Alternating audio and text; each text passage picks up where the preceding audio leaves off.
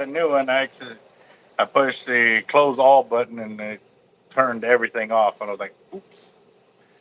Well, we'll get back on it. So give it a second. And yeah, brief intermission. Yes, yeah, it was. My bad, guys. Right. It's the holder. I'm trying to work on the phone. Typing it all in with still being in the holder kind of deal, and it does make it a little difficult. So, yeah. But I did send Russell the invite from this phone, so just waiting for him to come through on that.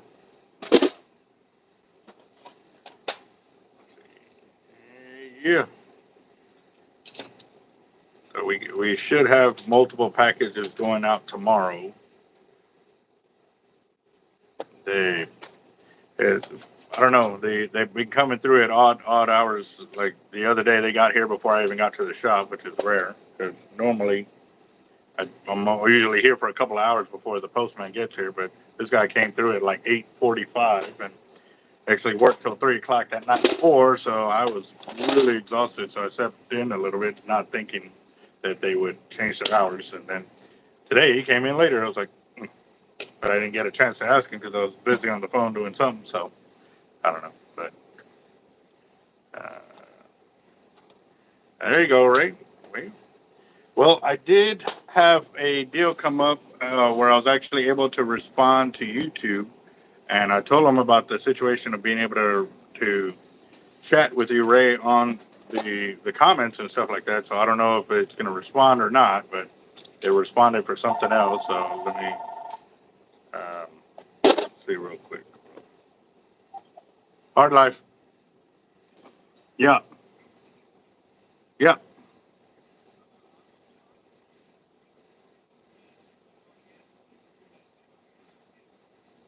Hmm. That's weird. Let me see. Okay. All right. Now let's see. Try again.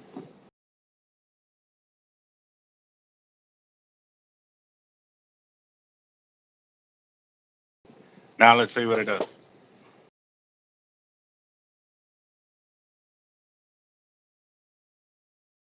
So even the YouTube channel right now was saying that he was already on the channel and he wasn't. So, and I don't know, technical difficulties right now.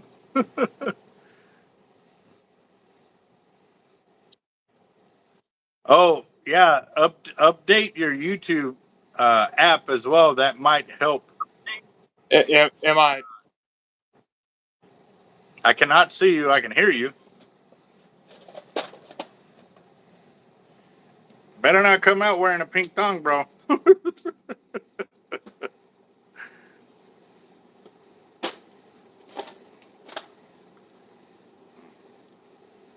Yep, I forgot about that. Yep. What's up, Jacob? How you doing, boss? We're gonna get Billy on here, and he's gonna share a little bit of fishing stories. I know he's got a lot more old school collectible reels that he has as well. Since I kind of learned something today on it. So.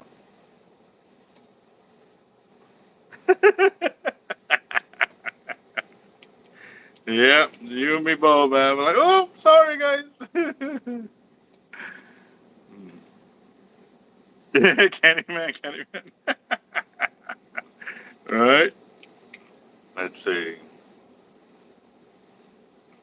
I think we might. So, well, let me take him off again, and we'll try it. We'll give it a minute so he can update his deal, and let's try it. Right. See if he goes through now. There he is. On here? It worked. I guess that does work. Oh, okay. Well, also too, make sure that the phone ain't gonna get hot because when it does, it starts to skip out and get all jittery and stuff like that as well. No, I think it'll be fine. Got my charger and stuff I have to plug in, but other than that, I think it'll be good. All right. So, no, did you see that deal with that Ocean City that I had here at the shop? Yeah, I've never gotten the chance to one of those, sadly, but maybe someday. Yeah, no, that really, when Ernest was telling me about it, man, I was blown away. I was like, man, that's been sitting in my cabinet for like 10 years and didn't even know that, wow. Yeah. Let me show you I do some. have to admit, I was definitely taken by surprise on that one. So, That's one of my 209s. mm, that's pretty clean. Yeah, they were still in box. So I took them out to use them. That's real clean right there. Freaking. Yeah, I All love right, guys. So we got 29. I'm number 13 on the thumbs up.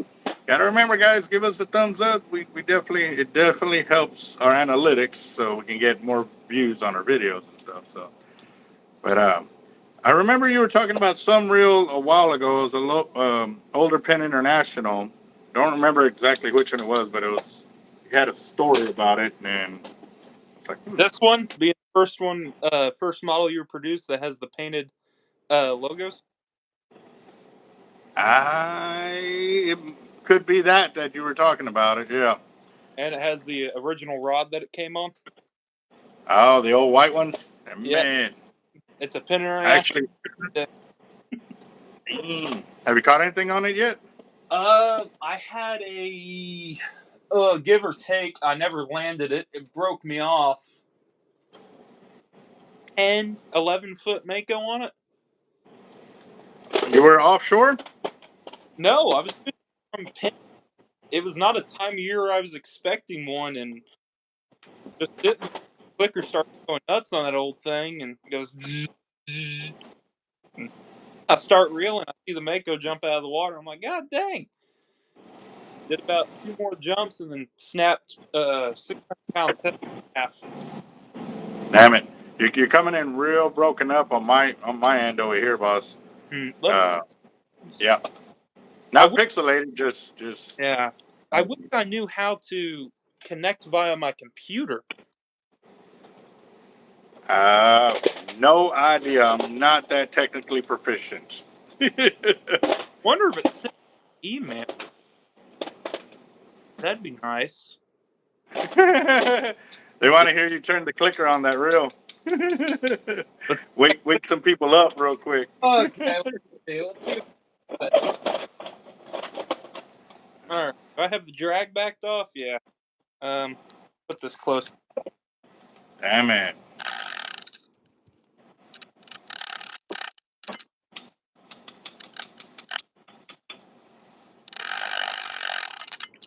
I don't know how well that comes through on this thing.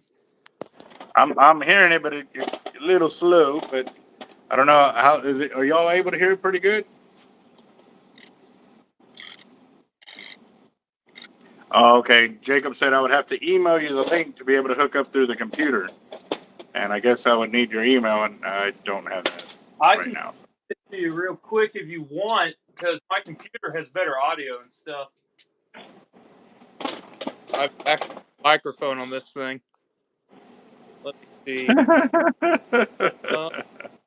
Uh, phone.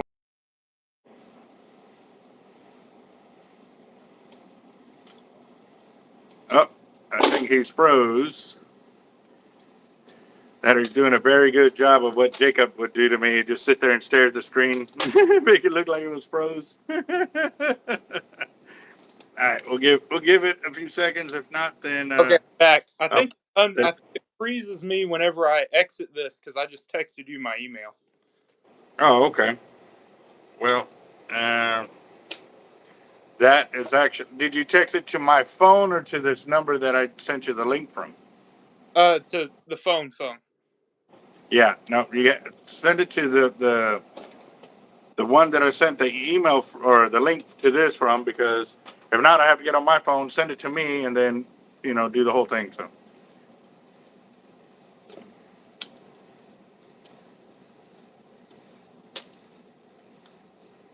see if it's that. I guess that's what he's doing. He's sending the email through and stuff like that. So The number now.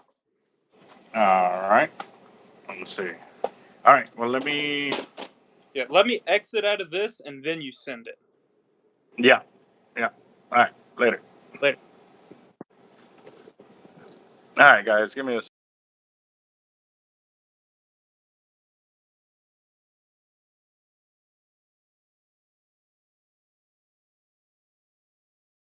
All right, y'all there? Let me add a guest.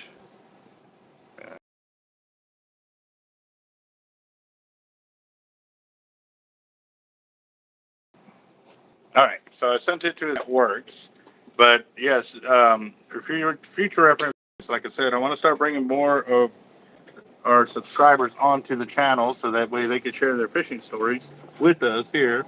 Um, I definitely think it would be a great way for us to talk with a bunch of guys from all over the world, because we do have guys all over, on the channel sharing knowledge and stuff like that too. So, yeah, we'll see.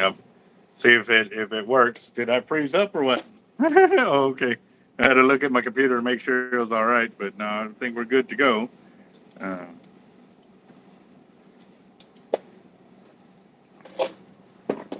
let's see. Yeah, but no, last night, I just want to reiterate again, last night was pretty awesome. So, Mr. David Bassan came by today, and it was pretty cool because when he was here today claiming to claim his prizes, because this is the second one that he's won uh, on the drawings, and his total for two drawings was $2,660 for both drawings. One of them was $1,060, and then obviously the one last night was 1,600. So what he has done is he has applied that credit total for an 80 Avid 2-speed T-Rex model with a Shark roller guided rod and the braided line to go on top. 130-pound test. Yep. Hey, that Zion, if you did that, we would definitely would love to be live on something like that. Uh, that would be awesome. And actually, I plan to do that here pretty soon, guys. As soon as I can get caught up here with everything I got going, I want to be live while I'm out fishing. But obviously, it's going to have to be a very specific time and place because a lot of the areas that we do fish, if I'm out on the pier and stuff, a lot of those guys like to play music or a lot of jokes are being said and stuff like that. So it would definitely have to play a part in that. I definitely don't want to have people refrained or restrained on what they want to do and enjoy while they're out there fishing. And only because the way YouTube is, not because, hey, I would really want to show the true grit of being out on a pier like that. Except, again, too, YouTube plays the deal of, hey, no music, no this, no that. And it just really, it makes it real difficult. I don't know how those other channels do it and get away with it. Once I learn how to do that, then I'll have a lot more freedom. But till then, I am kind of stuck at where I'm at. So.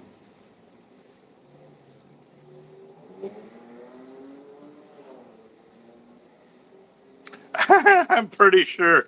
Yeah, I'm pretty sure that you might be one for it. So yeah, we'll keep that on the to yourself.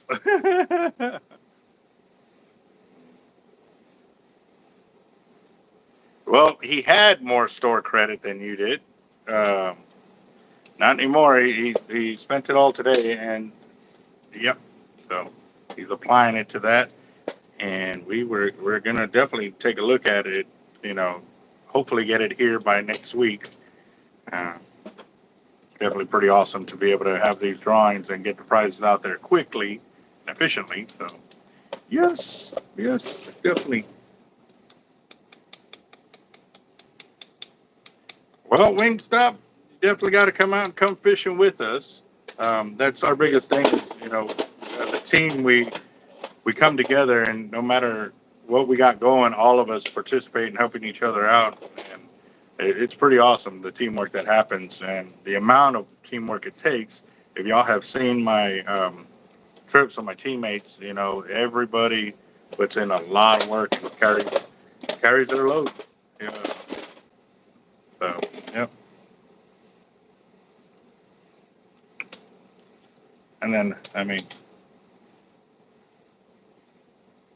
see, I don't think that works either. The thumbnail, because I have tried that and I put a video up and it was of my little sister's quinceañera, and it wasn't even public. The only people that could see it were family.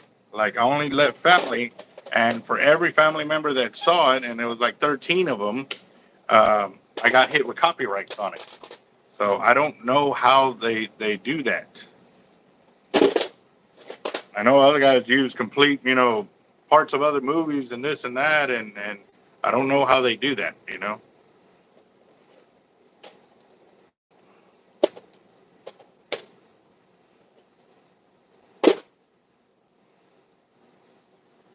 It'll be there.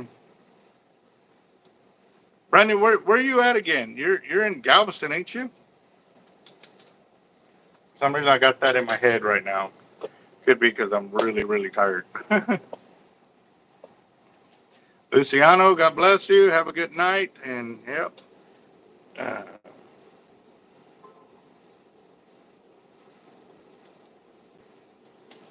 see.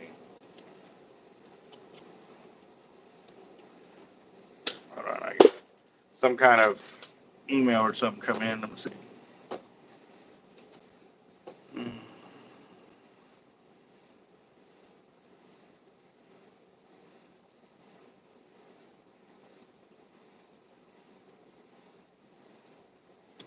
Well, let's see if we have.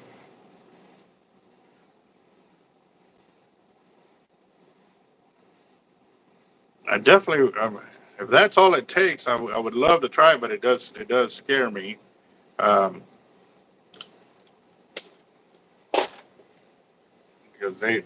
they smoked me pretty hard, and that's because at that time I wasn't even monetized yet. I wasn't even making money, and they nailed me with that one. So.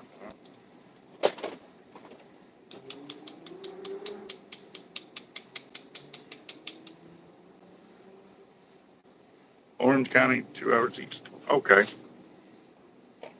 Okay. All right. So it ain't like you're out of state or anything. So. Let's see.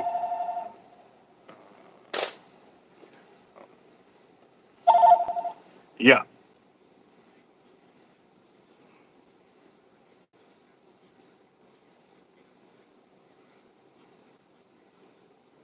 Okay.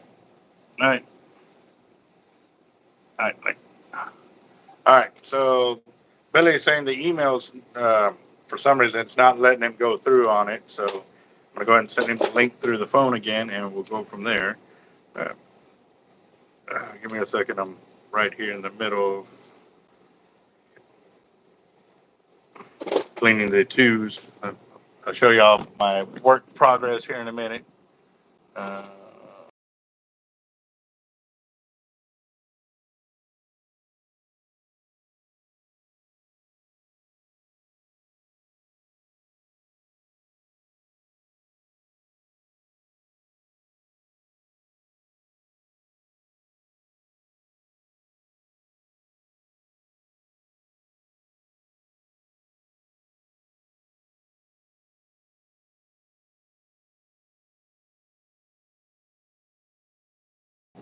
all right.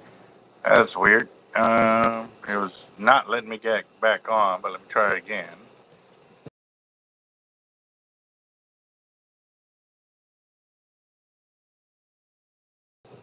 Let's see where this goes. I might come off the phone. Oh no, it's not. It's good. Oh, all right. Let's see. Born and raised in Houston, but I moved now, so I'm in Orangefield. There we British. go. I football fishing, my father.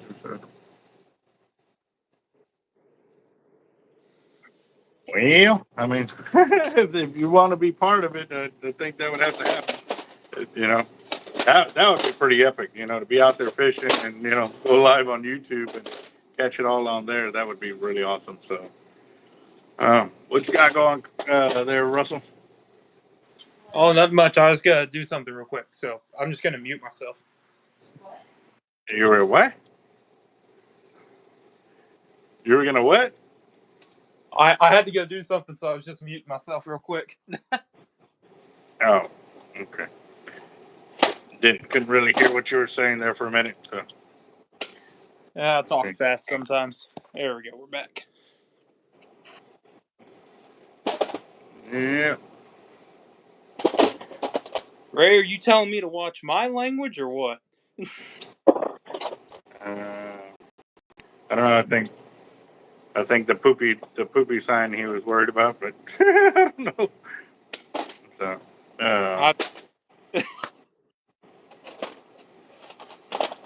Oh Lord. So how's fulfilling that order going? I'm gonna show y'all here in just a second. Let me finish off this tray. So I showed what it looked like when I first started, but I'm almost through. I got probably 30 more weights before I'm done here, and then I'll show you what that looked like. And then I got 2 more to go, 2 more buckets, and I think 25 more 1-pound cannonballs before I can finish this order. So. Hey, don't worry. Next live stream, we'll just record it on this. Should work, right? The what? We'll just record the next one on this. I don't know about all that. I Damn don't it. know if it can live stream. We'll find out. Well, I'm hearing that they're saying that Great White is pinging off the coast of Corpus Christi, but she's pretty far out, is what they're saying now. So anybody's going to hit her will be on a boat. So I didn't know we got those here, to be honest. I thought those stayed in colder water. what? Great Whites? Yeah, I didn't know we got them this far south. Oh yeah, they've actually got. I know I shared a story when I was up at Texas A&M turning in a bunch of shark tags to the Heart Institute.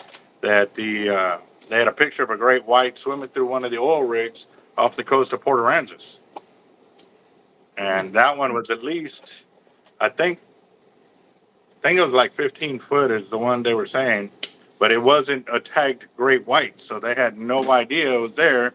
They just took a picture of it to have proof that it was where they say it was, kind of deal. They were out there diving the rigs and doing something else, and the great white popped up. Yeah, that reminds me of whenever they didn't even know we had them here. They accidentally caught a Greenland shark in the Gulf of Mexico. No idea they came this far because usually they're around Greenland and Iceland. But they caught it in, I don't know, 300 feet of water. They caught one. Up until that point, had no idea that we. Yeah, they probably also keep it on the hush hush kind of deal because a lot of the protected species they don't want nobody to know that they're there because they're afraid people are going to go out and target them, like the saltfish. They say a few have been caught, but they are keeping it hush hush of where they were caught because they don't want people intentionally going out there and trying to catch it and endangering it. So I don't know. Food for thought. I don't Yeah, know how true that statement is. That was just something that I overheard, and I don't. Right now, for the life of me, I'm too tired to remember how I heard it. But that was a story I did hear. So yeah, don't quote me yet, guys. I'm just saying what I heard. yeah. Don't fact check anything I say. Yeah, I General cannot rule of confirm thumb. nor deny.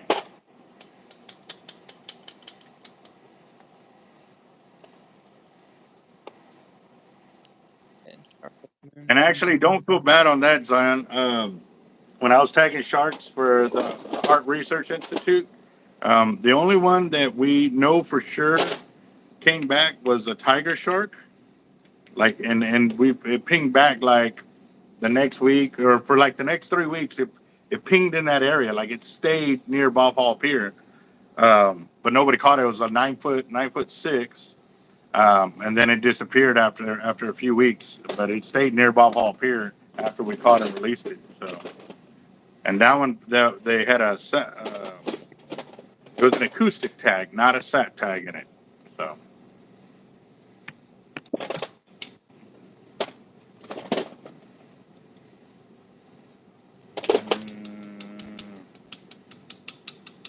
Huh? I didn't know that. They believe tens of thousands of great sharks spend their winter in the Gulf of Mexico. Who posted that? Or where'd you see that at? I'm reading an article. It is from Tampa Bay News.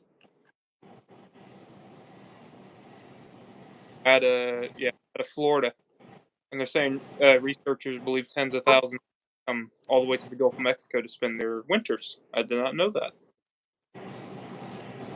Me either. Who sent that? Who sent you? Oh, via text. I don't know why I saw email.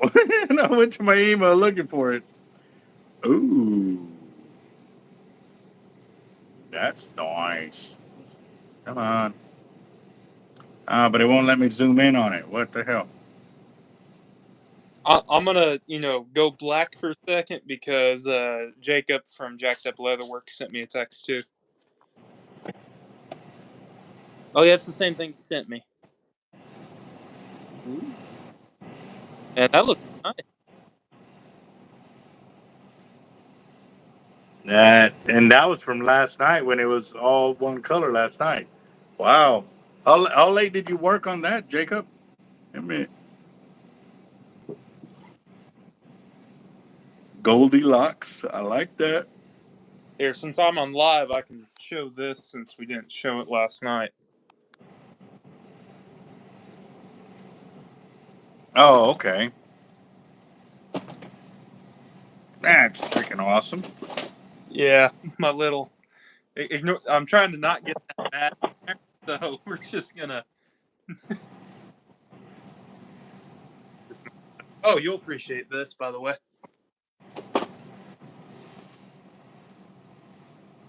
And whose Purple Heart is that? My Uncle Johnny, the one I was telling you all about last night from Vietnam. Uh huh. Come on, stay there. Hey, watch it. Watch it. Watch it. Yeah. Yeah, I got so much stuff from arm's reach of me that I could show, but Yeah. No, I was here at the shop till about 2 this morning. Finally called it. The night before I was here till 3. So, and what's crazy is too because I was here till 3. I slept in a little bit, and because I slept in a little bit, I missed my delivery. Oh, that's right too. I got another reel in for distance casting. I got to do 2 casts today, and I had a small window. Oh, I should be able to kayak that in a few days. 192 miles, jeebus. hey, So she, look, I saw a video of some redneck strapping a 200 horsepower to a 12-foot John boat. I think we could do something like that, and we'll be out in about an hour. right? We might not make it in an Yeah, hour. yeah. It'll be one of the memes that I didn't want to get my kayak wet or something like that, where all you see is the motor in the water just Yeah, so puttering away. Yeah. we might not be in the boat whenever it gets there, but the boat will get there. Yeah. No, definitely. Well, I'm going to finish this tray, and then I'm going to show y'all where I'm at on what I've cleaned. That way, y'all can kind of get an idea of how much work we have to put in to make tackle for y'all. So My screen's that, getting black, and I'm gonna be gone for just a second. I have to do one thing on the phone, and then I'll be good the rest of the night. So, uh, let's see. Yeah, yeah. So what it was is they were telling me to go catch her, and they said my name, so she heard my name, so she ran off. Oh no, that man mean business if he coming for shark fishing. Oh man. She must have been watching the live from last night because I know we kind of talked about it a little bit there. What will happen if I hook a big great white like that or hook her? I'll be cranking. I'll be cranking.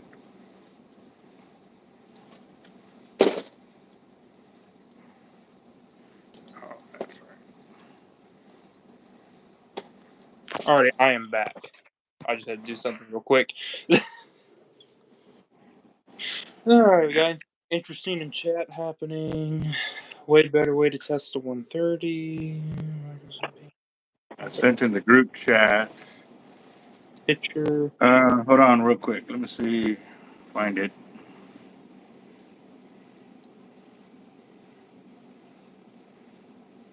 Thanks, John Darnell. See, the secret is I never left. I'm actually in his bathroom right now. He has me locked up in the walk-in cooler. He has a ceiling fan here. Let's see. What did you send in the group chat for life? I can't see. What are you talking about?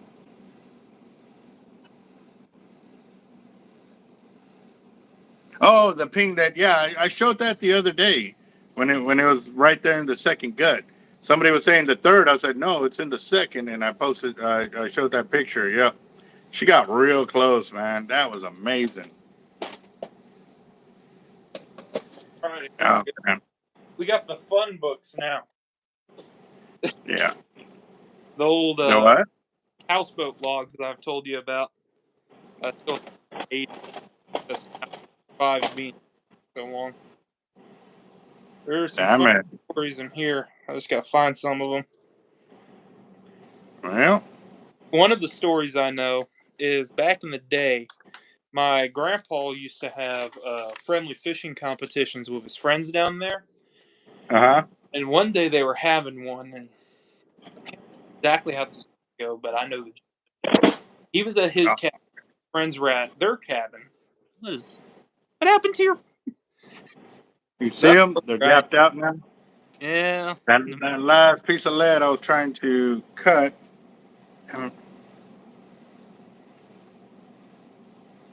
Let me see. Hold on. Let's see if I can bang her right. Well, north wind 5 mile an hour didn't bring a fishing pole big and But the story goes is his friends were at their cabin. He was at his cabin, and it was about 4 o'clock in the morning, and they were out there having coffee at their cabin. And all they hear is my grandpa blow past on his 18-foot stoner with a 200 horsepower motor on it, doing 55 miles an hour heading to the land cut. And one of his friends said something I can't say on live stream, jumped in, cranked it up, and grandpa. Oh, you're coming in way broken up, boss. I'm hearing every other syllable.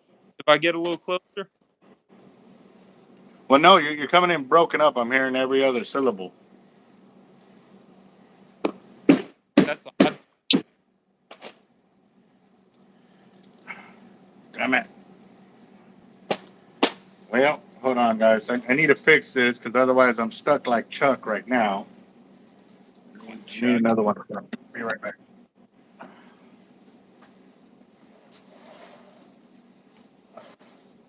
Left after time breath, but not before I slipped on a wet floor.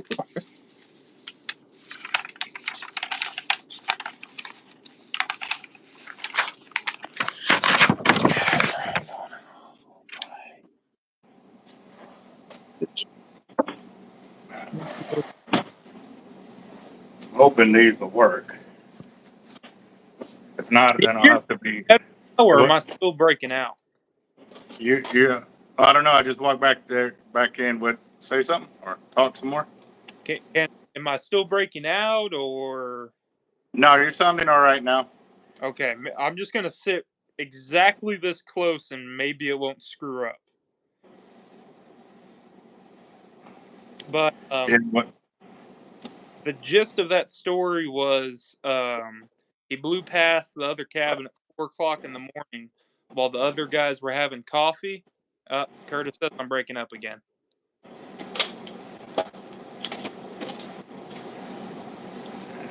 You were coming in pretty clear here. So.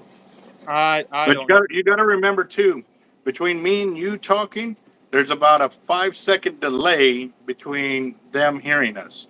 So that remember when I said I was kind of hearing you, but I needed you to talk so we can go from there. So Oh yeah, yeah. all right. Did you, Marco? Did you send it via text or through? How'd you do it? Let's see. Oh yeah, text. Oh, she took off way offshore. Dang it! Yeah, way offshore. I don't have a boat that can get that far. I don't know about you. Yeah. Dang it. But she sure is coming up a lot on the surface. Like she rides the surface. I saw when she was down, by Mexico, she was like on the surface a lot. So I wonder if that's their normal program. You know what I mean? To play on the surface a lot. I know that's how they feed. They usually go below their prey and jump up out of the surface to feed, and then kind of skim along the top until they go down to the depths for some reason. We still don't know. Mm. Yeah. No, I've seen a lot of Discovery Channel where they do that. Yeah.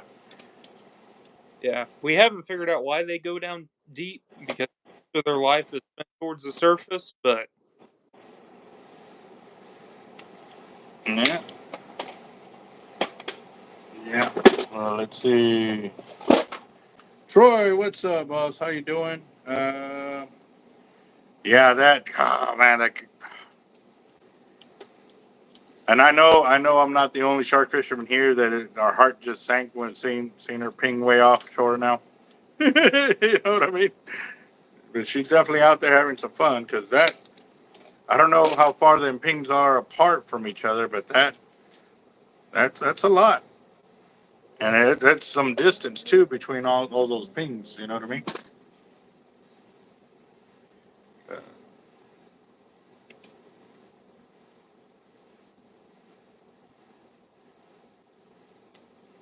Uh, that might be something else. Ibram had a really good point about the great whites that to stay away from killer whales by going that deep.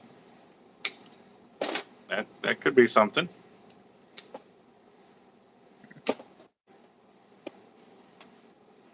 You there? oh yeah. Sorry, I was trying to read something. I was looking at the ping chart, and it looks like there's a 10-foot hammerhead about. The no distances are marked on this map.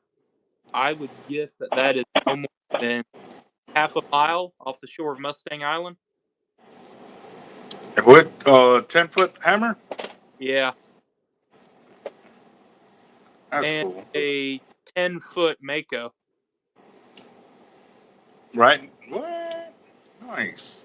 That's a big mako for sure. Nice hammy, but still. Yeah. Oh wow. See. Well, I think I have finished this tray and just double checking. So I'm going to show y'all how this works out for me, guys. So. Reading is hard, you know. It was All my right. first. So from that whole batch of I got these semi bad weights. They're not fully poured, but what we do is we don't throw them away. We put them in our blemish pile, and that was a lot of the slag that was left over in the tray.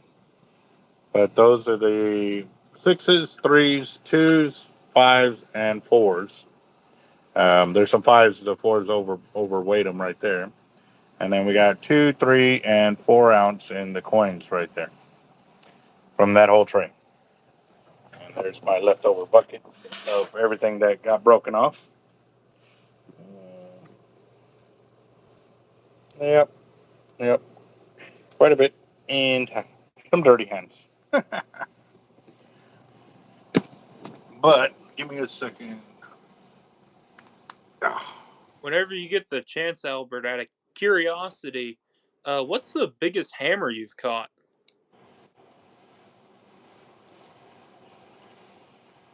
10, 9, 10, 10, something like that. I haven't broke 11 foot with hammer yet.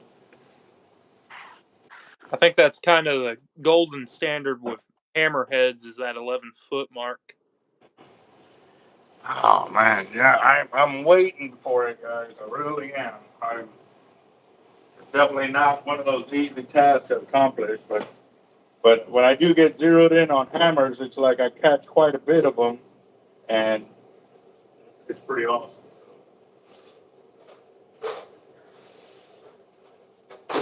Oh, the floating southern rain chomped it.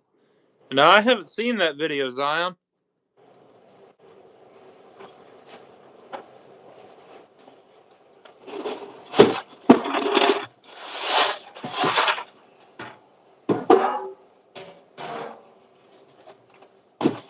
But that video will go on the list of fishing videos to watch when I fall asleep.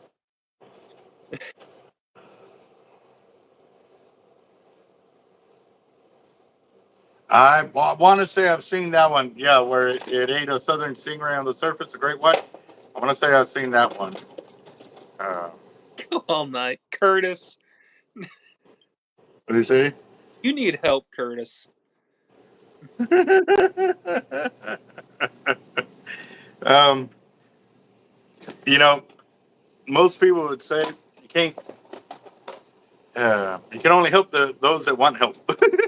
You know what I mean?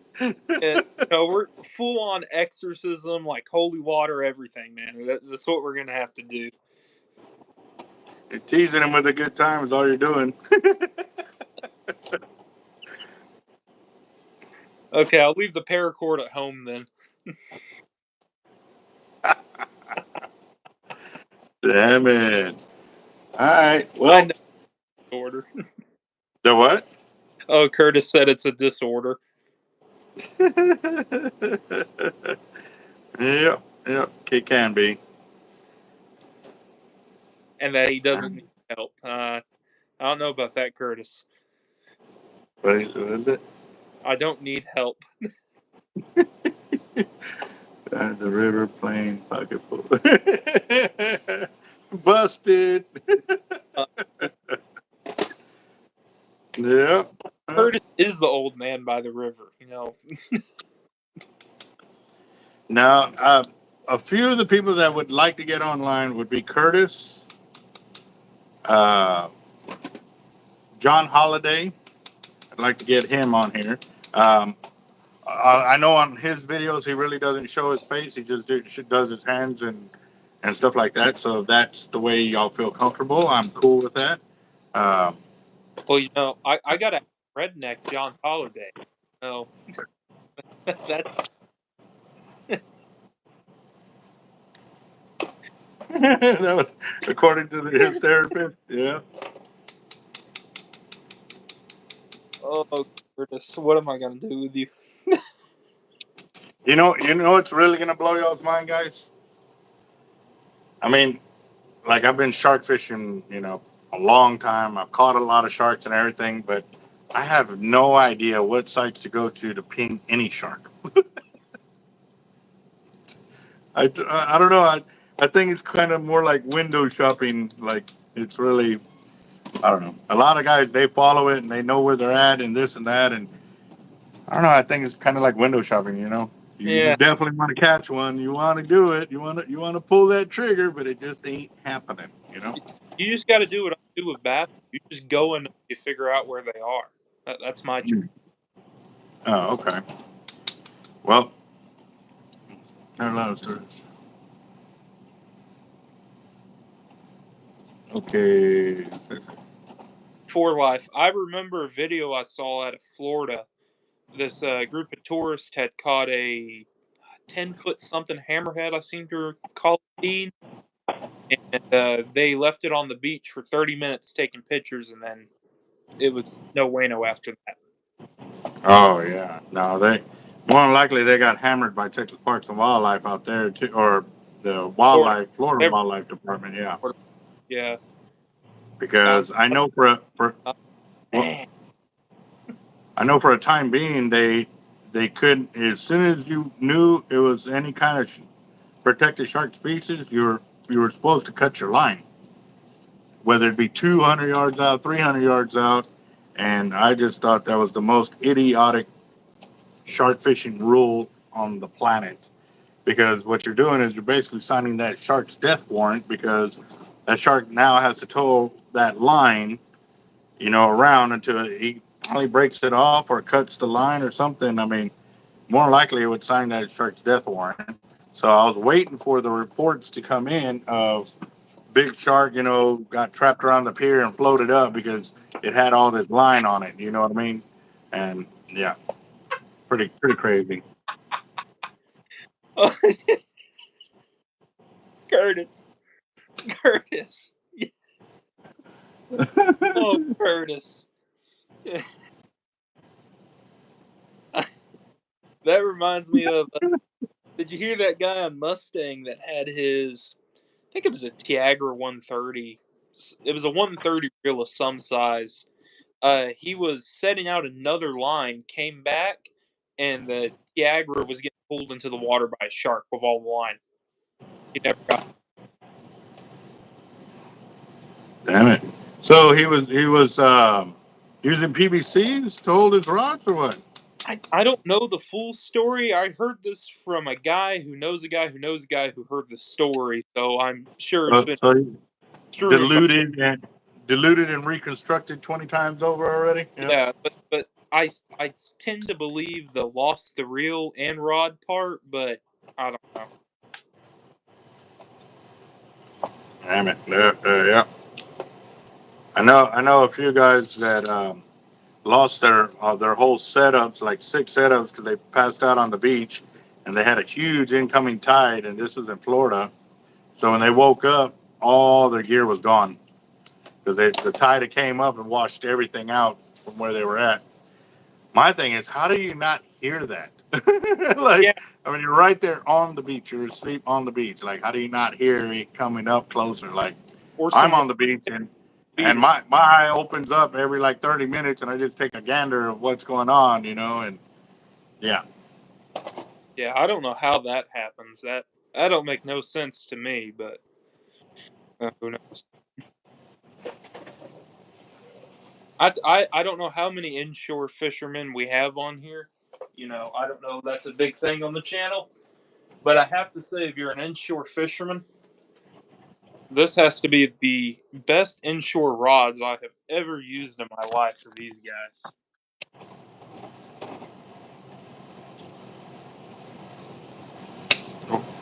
What is that one? The Laguna Customs Liquid Series.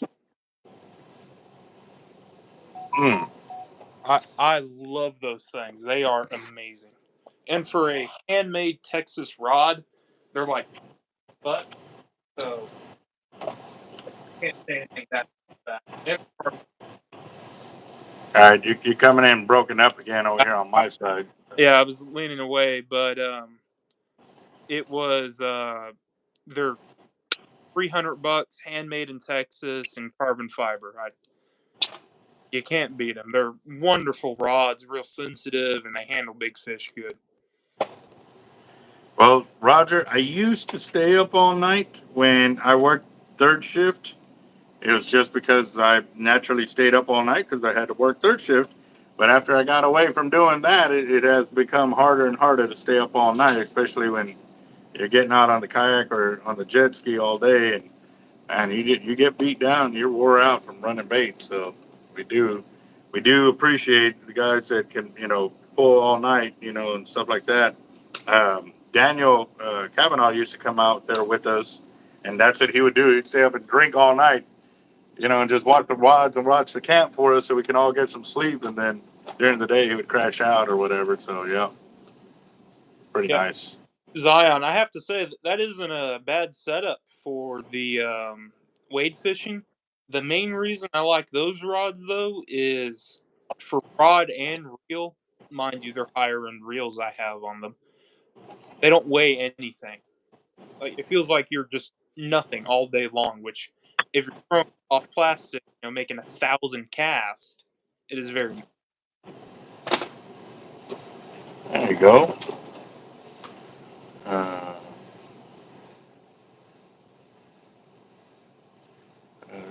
for us here.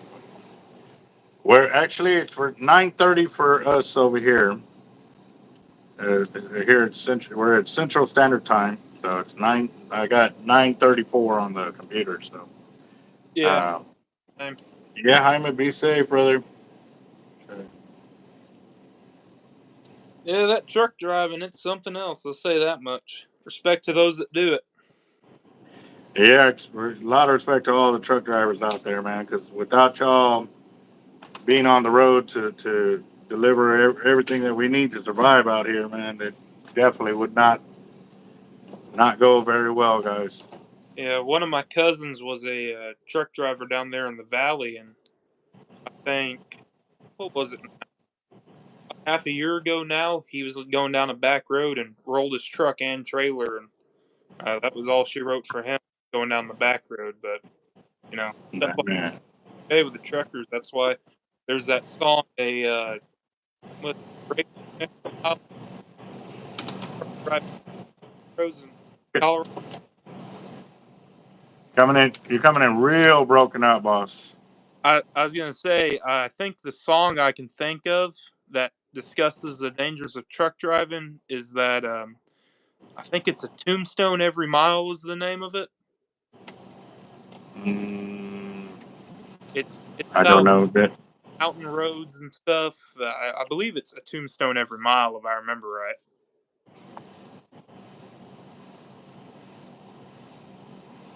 Yep.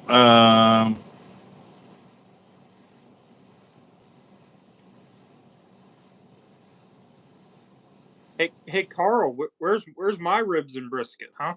Yeah, that's what I was just about to say, Mr. Carl Moon's on the channel. What's up, bro? How you doing? You gonna drop me Okay, off? somebody needs a block Give you Carl. my, like, I'll give you $20. You come drop off Oh some. man, damn it, man! I have not cooked a brisket, and it's been a minute. And it's been a minute. Yeah. Later, Later. Zion. You have a good night, bro, and hopefully you get on that hammy pretty soon, man. Yeah. Um,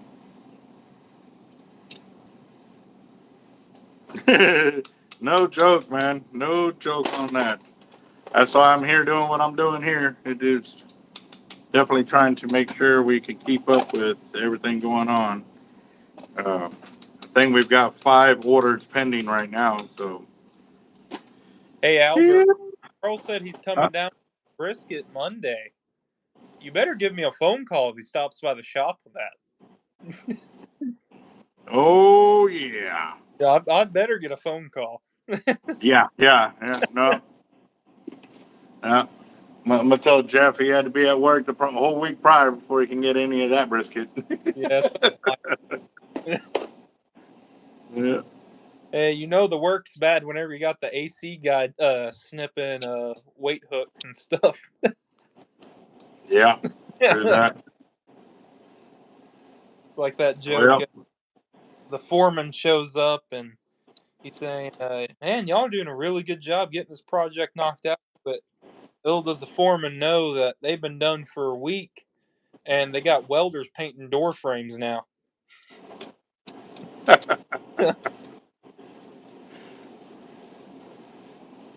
trying to locate a smoker to use next week while we are down there.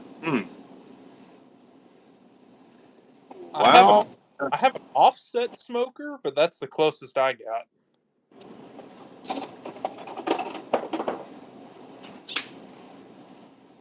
The little char griller offset wood box cooks pretty good. But it nothing. and Carl, you're talking about for the casting deal, right?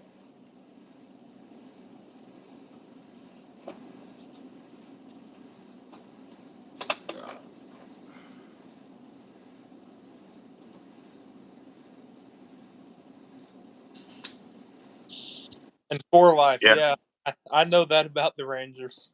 I got them on my ham radio. I have the Ranger station tuned in just in case.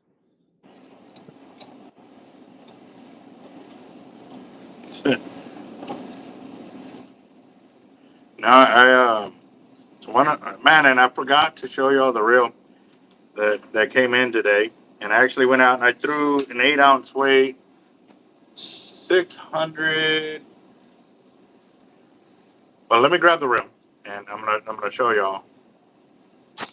Yeah, yeah. So this one, it really did.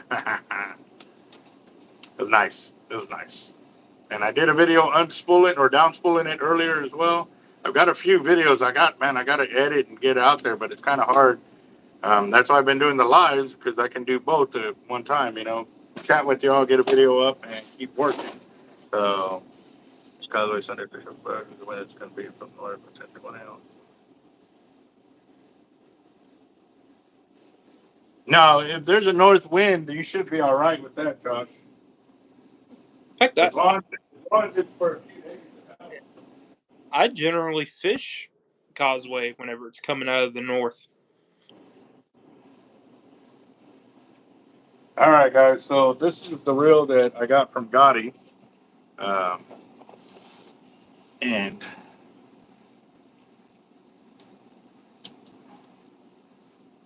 this thing is talk about like it Nice. spins, spins, and doesn't stop spinning. Yeah, this would be it. Hold on, real quick. Let me get something. Carl, those are pretty good, I hear. I don't have one, but I hear those Oklahoma Joes are pretty nice.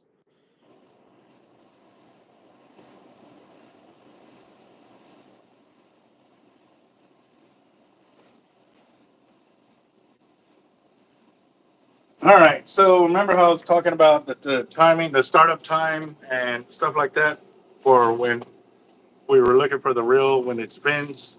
Well, check this thing out. Hold on. Oop.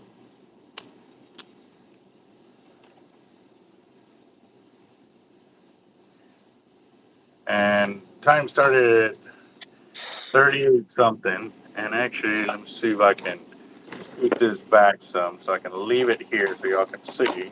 Oh, it's out of camera. Um, nope, still out of Curtis, camera. Curtis, I ain't gonna put any money on that one.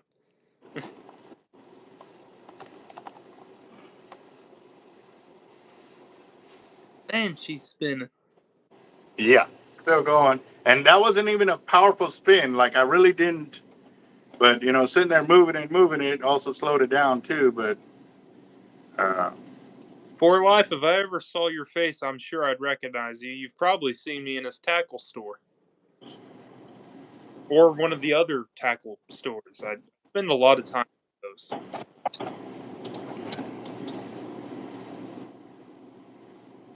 yeah.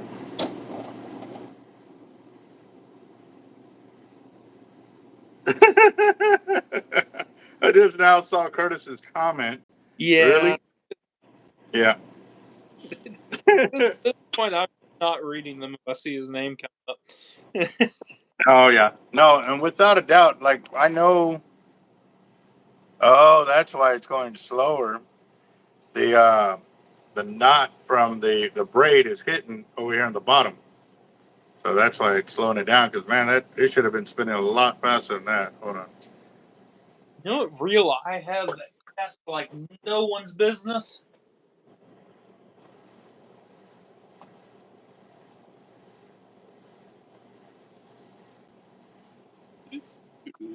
What was that?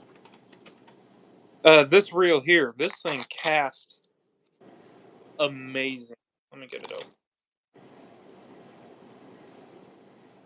It's right here.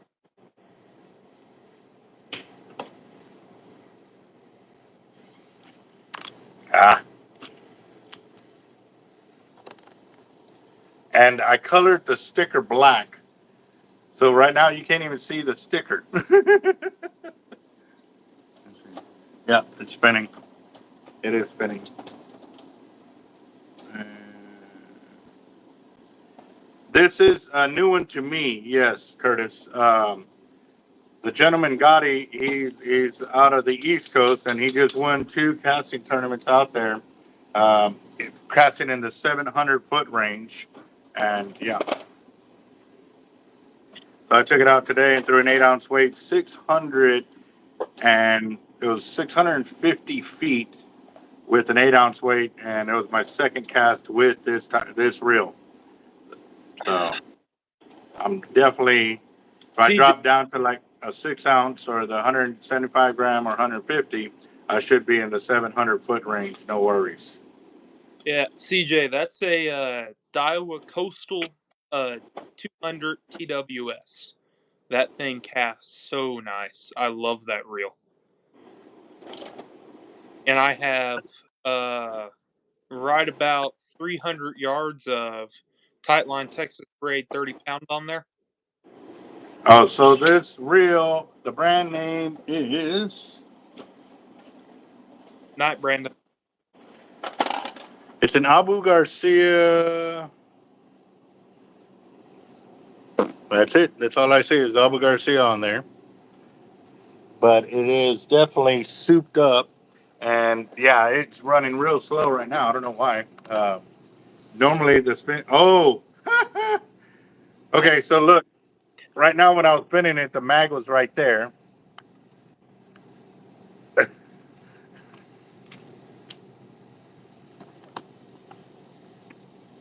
Now let's see the spin time. So it started at 42.29 or 42.28. Let's see what it goes from there.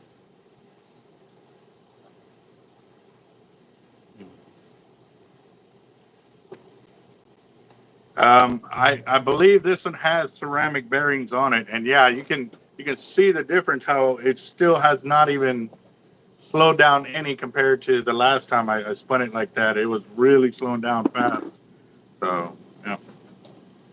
I think that reel, if I'm remembering right, I know someone that owns one that doesn't have that done to it.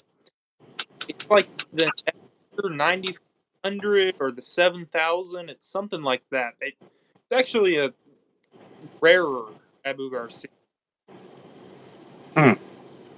like quite expensive rare if it's the one I think it is. I think they were saying it was like in the two to $300 mark. That's the same But real yeah. one. No, I felt the difference in casting this one compared to casting the Abu Garcia.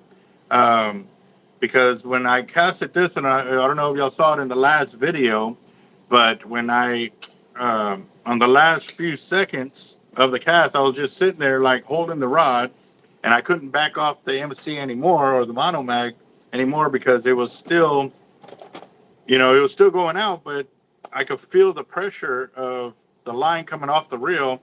So I know the reel was holding me back on my cast.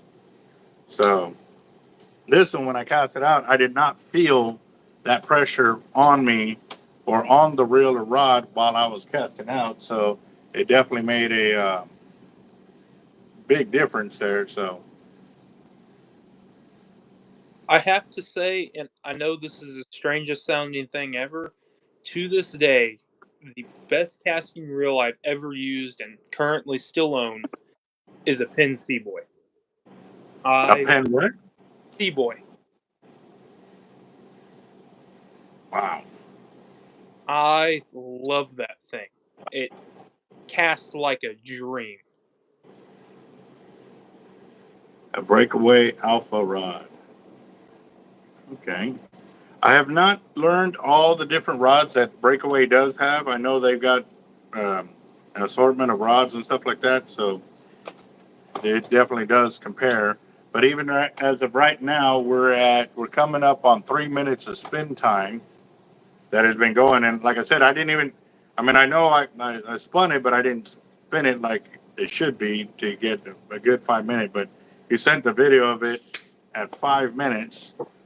But also too, I know I've got more of the braid on there, and you're supposed to be kind of flush with the spool when you do this. But all right, it's giving me the feeling that I'm looking for to know that I'm not being held back by a reel. But we're gonna figure out all the kinks on the other one here pretty soon. So yeah. So we're already at 3 minutes and 20 seconds here. Yeah, we're at 3 minutes and 20 seconds of spin time. Yeah. That Sea Boy, I have it on a 11.5 foot Daiwa, some catfish rod. That kind of sounds weird, but surprisingly, a very, very nice surf rod. And that thing, if I don't stop it, will cast every bit of line off of that reel.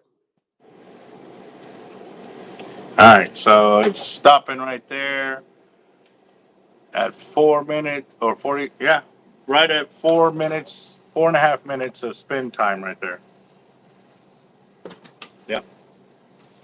And that little Daiwa reel I showed you, Albert, that Yeah. thing, barely trying to cast, will cast about half the spool. Well, what kind of line do you have on it and everything else? Tight line braid, 30 pound, There you 300 go. give or take. And I'm talking, this is throwing a, I couldn't tell you the weight, but it's a little handmade top water lure. Hmm. And it will, But what he's really saying, guys, he don't want to share what kind of lure he's using. well, no, my neighbor my calls neighbor maker. he, Can't he hide thought it. about it for a second. He's like, yeah, it's this one. Do I have, if I have one sitting here, I'll show you. Let me see. Just messing with you, man. Messing with you.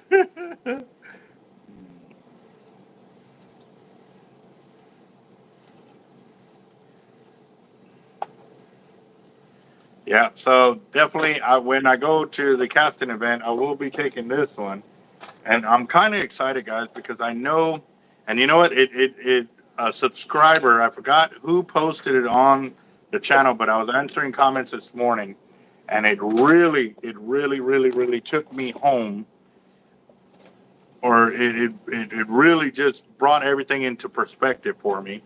Um, because I was posting the video on the cast, and actually, I bet you I can go to that.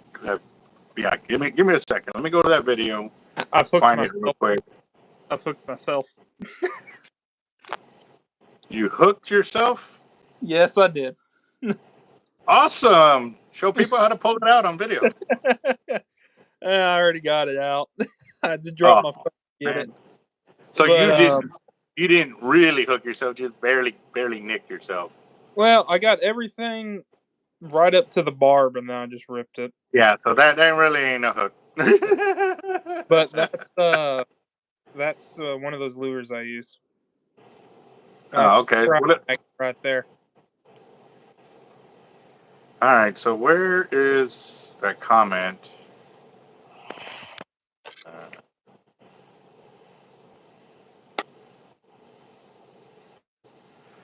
I thought it was in there.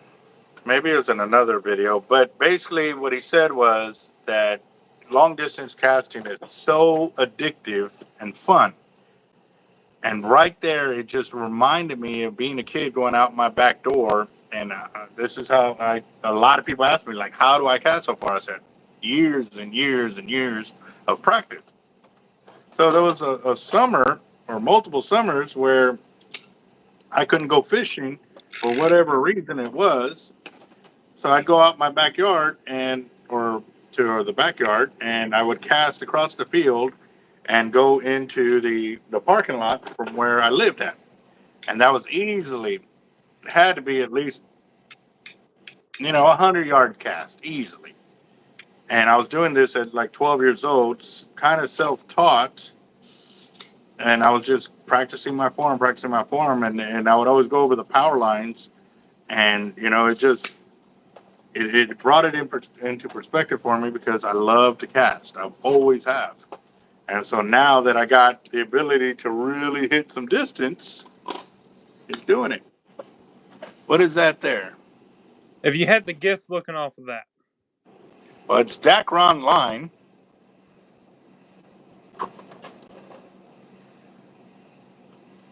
And some kind of older model Alba Garcia or Ocean City. Garcia Mitchell 624, still made in France. Man. So is that Dacron on there? I do believe so. I just have, it's just something I have laying around, not even that I use. I have a bunch of stuff like this.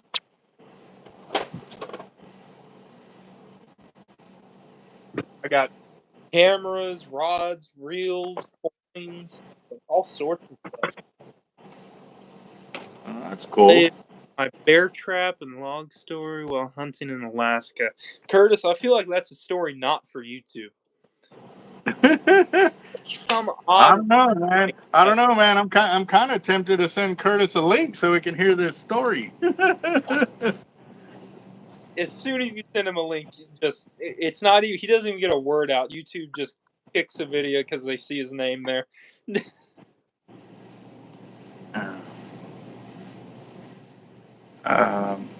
By the trailer. What trailer are you talking about, boss?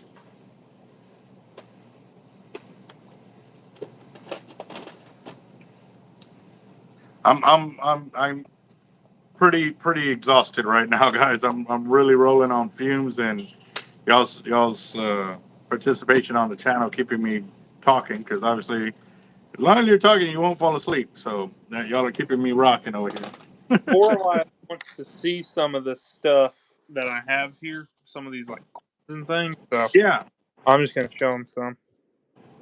yeah, you should be all right with that. We can My actually we can put it in the gate if we need to. Um,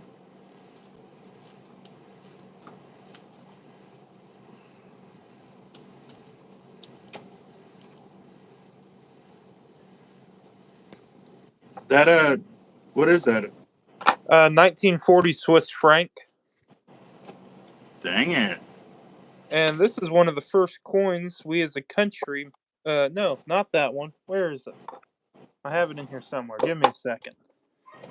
That one.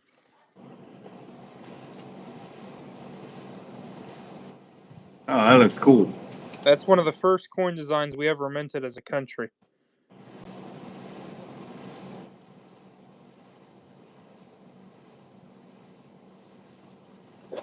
Man. I have all sorts of neat stuff in here. Some of it I can't show, some of it I can show. So, this thing here's pretty neat. It's a ancient Egyptian scarab beetle. What? Yeah, I told you I collect all sorts of neat stuff. That's pretty cool.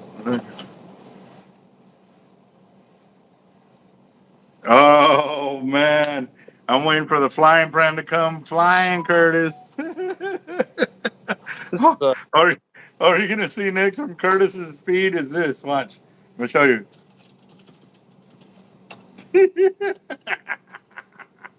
yep, that's it. This here is pretty cool too. This is a copy of the Communist Manifesto, but this was a pocket-sized one for generals and officers in the Soviet Union to carry in their uniforms. Damn it! Yeah, all sorts of stuff in here. This is probably my favorite coin I own, to be perfectly honest. I don't think it will show up on camera what this looks like in person, but it's rainbow toned.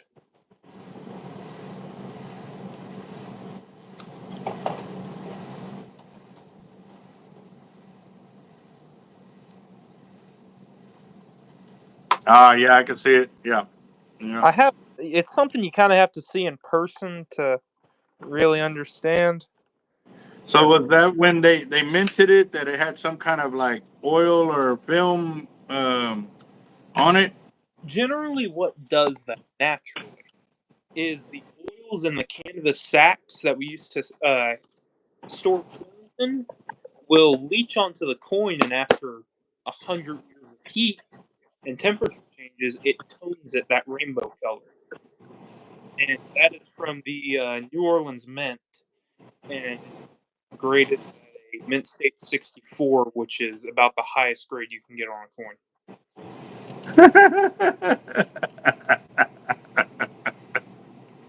Get him, Amy!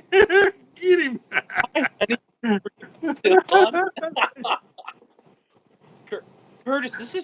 have to check, man.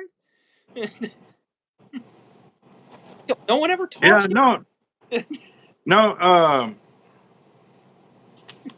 no. We can lock it up for you, Carl. Your smoker for sure. Yeah. Oh, by the way, this is just graded coins. I have something else pretty neat. What's that? What you got?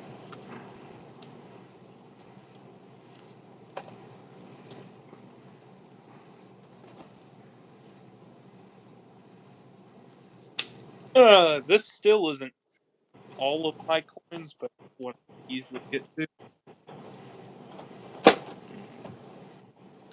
These are from the Great Depression in Germany. Damn, man, that's what I'm talking about. We got some brisket coming in. Woo! Good.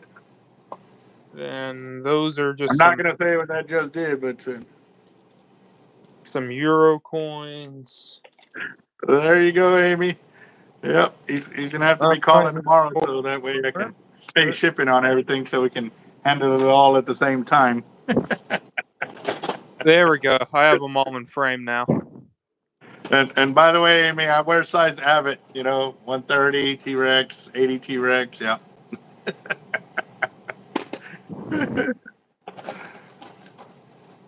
Oh wow. Every coin on this page, that's mint. That's mint state. That's mint state. Mint state. Mint state. Mint state. They made that for half a year.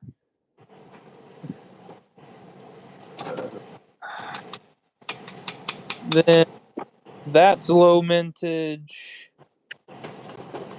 That's an excellent condition. Die break. Wheat cent. War nickel. That's actually a penny. Well, the only Um, thing I have in comparison to any of that is my 100-year-old dollar bill. Um, it's a $1 bill. It's already over 100 years old, and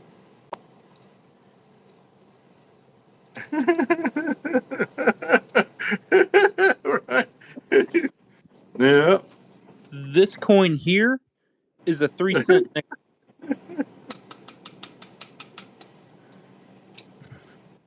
It's worth 3 cents. That's its face value.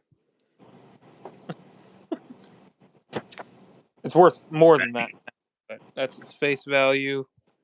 Then that's just a really old dime.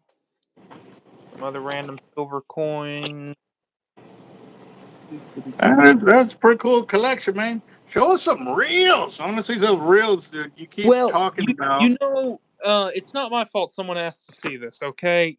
Oh no, I know, but I want to keep you moving about. Let me like, man, I'm gonna have to dig out all this stuff. So uh, what's funny is, out of everything on this page, I literally cannot show you the back stuff. I'll give you a hint. Everything in this top row is from a certain period in Germany that has things on the back. damn man. Yeah, I can't show that on YouTube, but it's very cool if you ever want to see it. I'll show you in person. Yeah, no, actually, a buddy of mine, he was gifted a flag from his great grandfather when they were in Germany, and they took down somebody, and they got one of those flags, and so he finally got it passed down to him, um, because he's in the Air Force now and stuff like that. So he's been in the military, like 15 years already. So they gifted it to him because he actually was in Germany. He was stationed in Germany for a while. And a lot of things obviously have changed, but to come back and be gifted one of those was pretty intense. So Yeah, well, now they're at reels. I got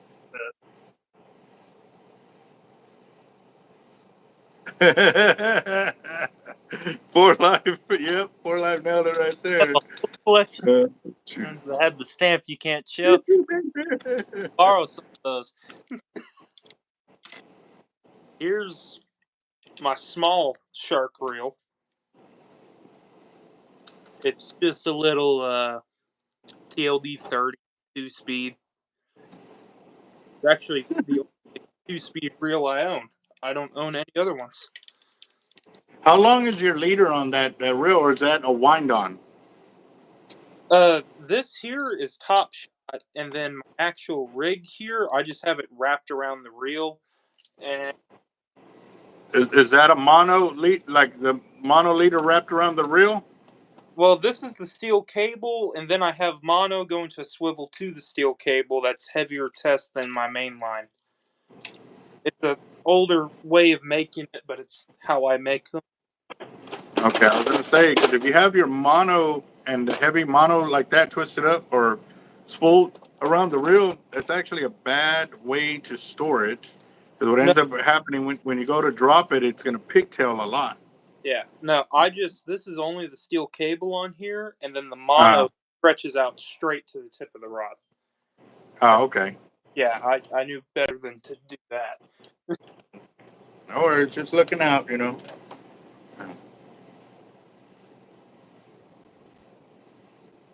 Nah, man. Well, one day, Curtis, like I said, I'll get out your way and we'll go send some lead down range for sure. I want to do some like long distance shooting. The farthest I ever got to shoot was the 500 yards. They switched it over to meters, so it was like 533 yards or something like that.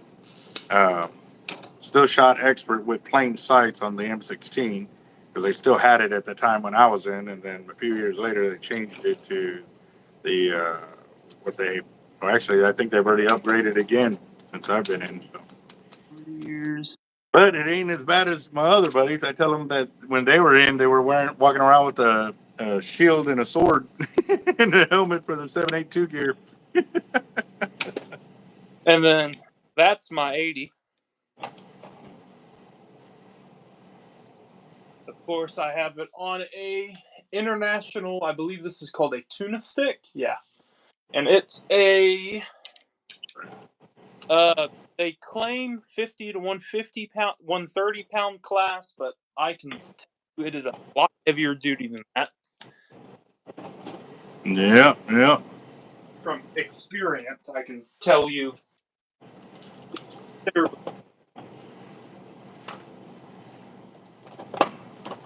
got old 50 wide. See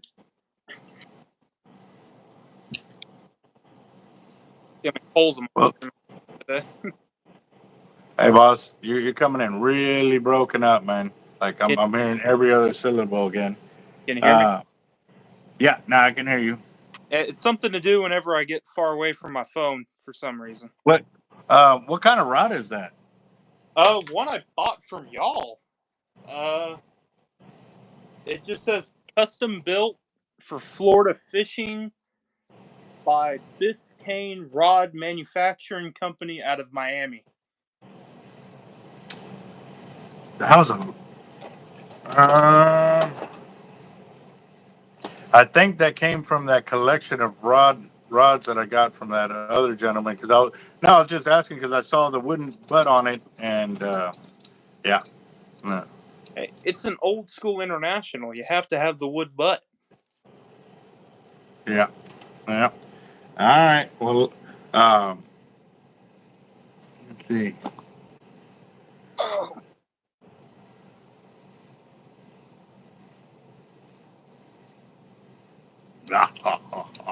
I just read Curtis's post up. Yes, yes, that would be me. Yes, I want to shoot it all. and then this is one of my inshore combos. It's a Shimano Stratic 4000 on a custom rod. It's pretty good. I like it a lot. Stratic's not a bad reel for the price point. There we go. Let's see. Let's see. Hold on, Wes. I gotta check who. Oh, Damn it. And No, don't do that. what? Was that you yawning? No, that's groaning because I've bent in a funny way. Oh, okay. And then this here is the Daiwa Coastal 200 TWS on another Legit Customs rod.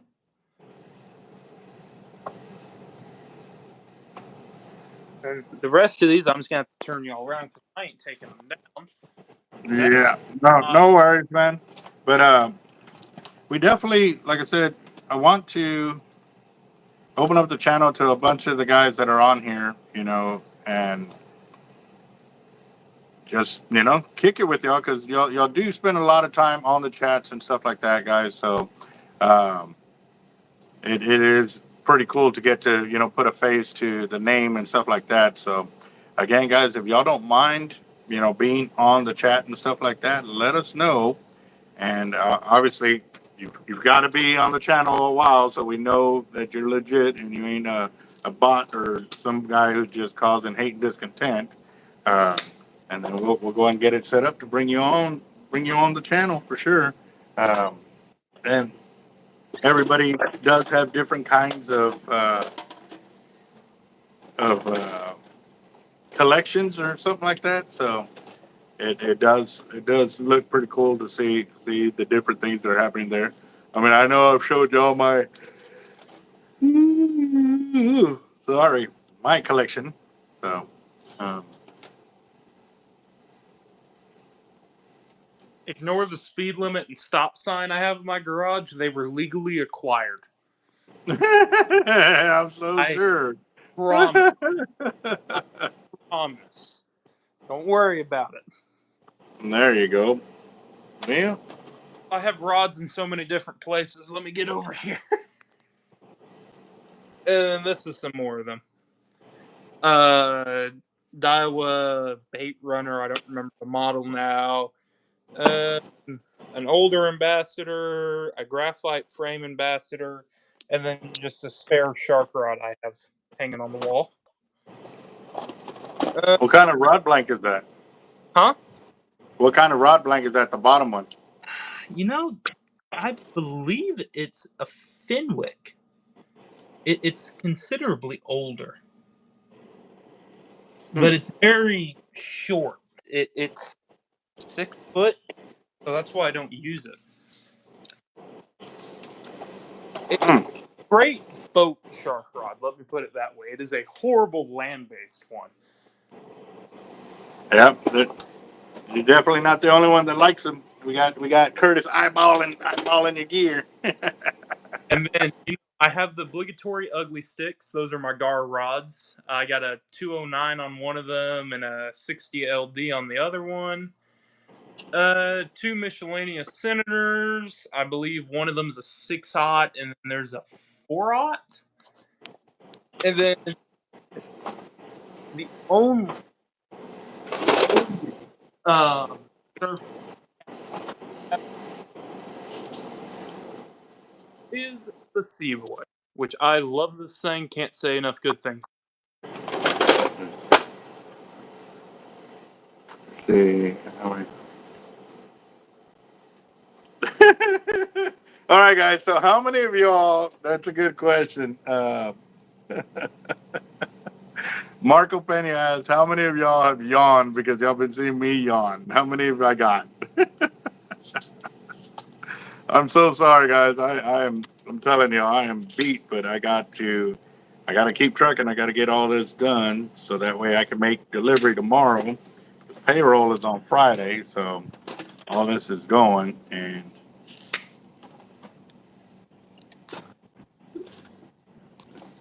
I didn't just sit a water bottle on a hot stove, I promise.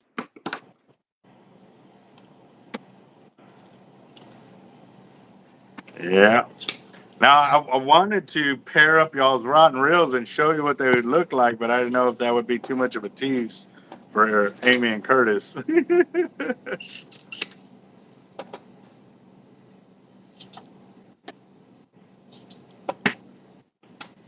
That's all the rod and reels I can easily get to. The rest I have to dig out and I don't feel like doing that. So, All right. Are you in the fridge? yeah, I haven't ate dinner. Oh, man. Ate dinner.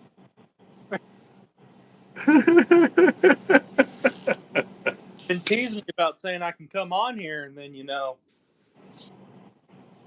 Oh man, I've already built up a tolerance with yawns. Oh man.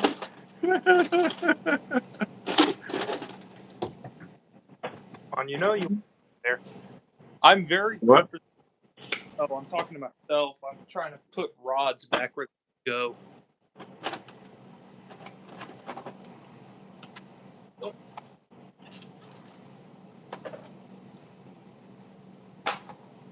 Yeah, no, we're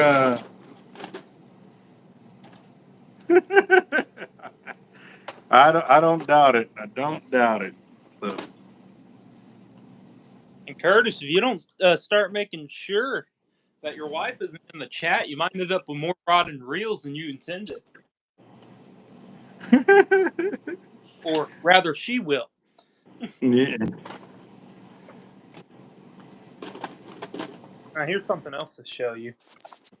See, and we can't even do the we'll send the different kind of receipt and charge differently because coming out of the same account anyway. So. Show them if you got them, and that phrase has gotten me in trouble many times. Yeah. Curtis. Later, Ray. You have a good night, boss. Oh, I have guitars too.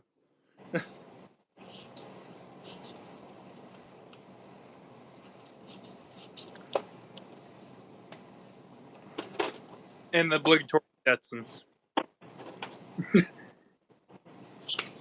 Billy, you and must talk one of these days. Curtis, if Albert here will give you my phone number. More than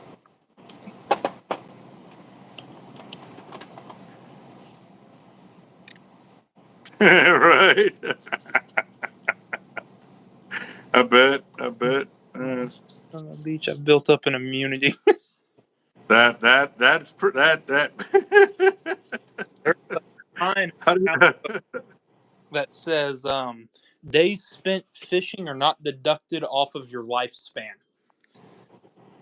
So what does that mean? You got like an extra 40 years? what are you talking about? Where's that at? No, I have a sign in my cabin. It says days spent fishing are not deducted from your life cycle or lifetime, something like that. Oh, nice. Yeah. Yeah.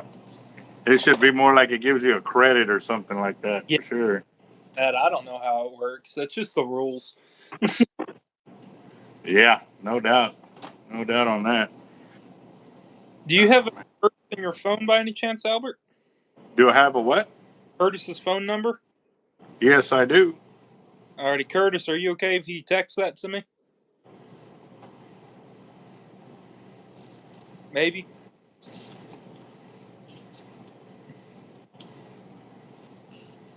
Yes, we do. We definitely need to get back out there. What I just remembered I was going to show you my new GoPro.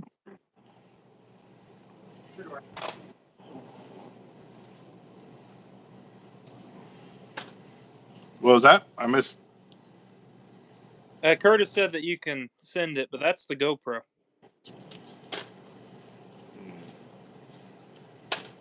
For sure. Yeah. Well, again, for y'all that are new to the channel, guys, instead of waiting to the end of the video to remind y'all, we're coming up on our 25,000 subscriber mark giveaway. It is coming faster than, every day we're picking up more speed on how many subscribers we got. So again, it will cut off as soon as I hit the 25,000 subs, because we're already coming up on 24,000. And yeah, it's We're it's not talking. coming, guys. We got some prizes that are going to be coming out, and it's going to be on y'all. Well, I didn't win. Well, you didn't get in. You got to get in to be able to win, and it is free. You just got to share the link to the YouTube channel, And again, guys, please do it now. Don't bombard me with a million of them that night of. You know. And Good thing. for life, yes, it is. You can go live on that. Curtis, I said no. I said GoPro. You need help. And also, Albert Curtis said that you can send me his phone number. Okay.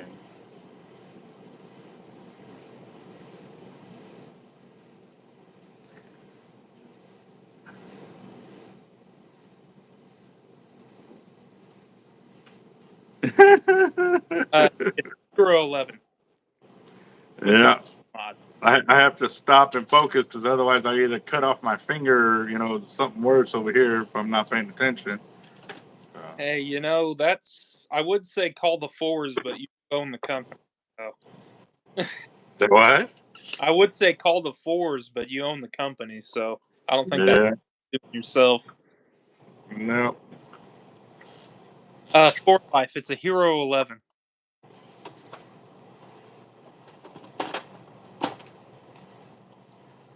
Back.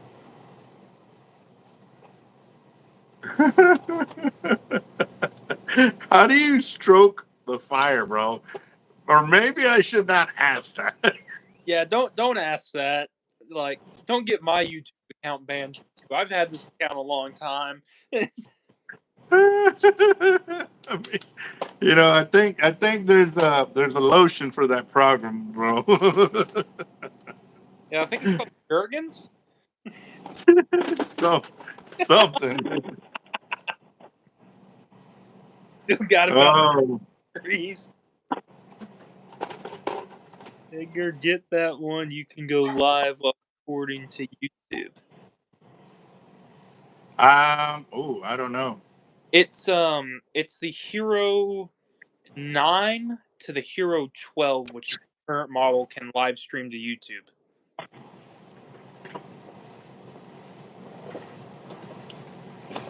That'll be sweet. Yeah. Curtis, I don't even want to look at your chat. So, and if you have Discord, I I'm fairly certain there's a war crime in there somewhere. It's like the Xbox Live chats. If they were recording that, and those things start getting released from the Modern Warfare 2 days, a lot of people.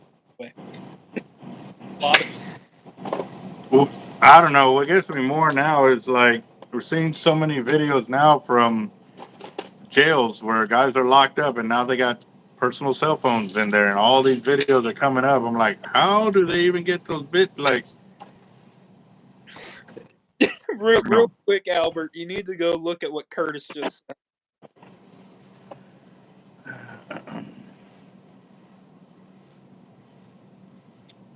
said.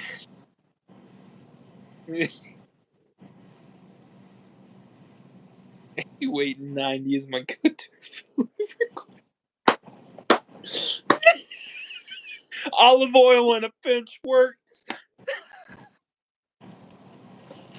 Oh my gosh. Oh Lord. I know. I know there was a story. Guy offshore that he ordered two steaks one time and he disappeared with one. He wanted one well done, and then the other one he wanted it rare, like blue or whatever. And he would disappear for a while. And they finally caught him, and he was using the one of the steaks as an extra girlfriend. I don't know how the story is. I'm just being told. I cannot confirm nor deny, so I was not there for that one. That's it doesn't surprise me, but at the same time, Well, Carl, I want to ask. See, all these GoPros are awesome, but all the experiences that I have with GoPros is they don't last very long on lives. That's why I have not invested the money into getting one because that's what concerns me. I don't want to be able to only go live for a few minutes and that would shoot me in the foot for like my long videos, especially if it's a long fight. So, You know have what? y'all checked what the battery time is on those? Okay, so what you need to get, and GoPro makes this. It's a tripod slash handle that attaches to the bottom of it, but it's also an external battery bank. And I don't quote me on this. I think on top of your standard battery with that battery handle, it lasts a few hours. I want to say. Now that might be something to look at for sure. Yeah. Uh, Good that they live stream. I've never tried that feature. I know that they can do it. I do not know what quality is like any of that, but Okay, let me see. Hold on. I paid 800 for a phone. Yeah, yeah. I knew it for life. I knew it. That's why your name's For Life.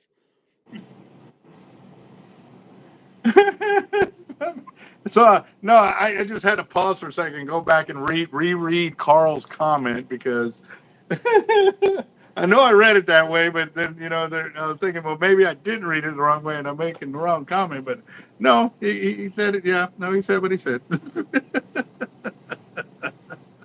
Yeah, no doubt. That was a good one. Yeah.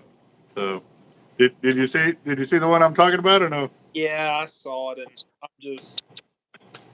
I'm Yeah, but worried about some of the people that watch the YouTube channel. I'm worried about them. yeah, I know. Let's see. I think that they allow their tablet to connect. I don't know. I don't know how that works. Moon, not an idea.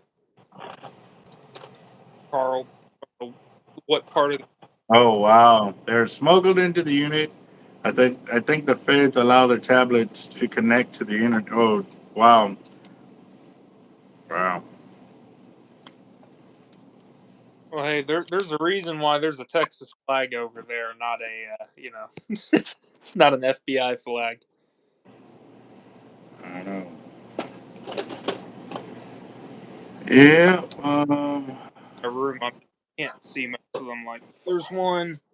Oh, that Billy, I just read your comment on there, bro. Damn it, bro. That's a little harsh there, man. Is it a lie though?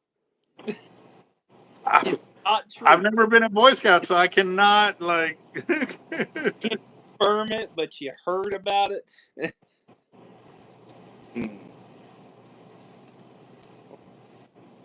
They're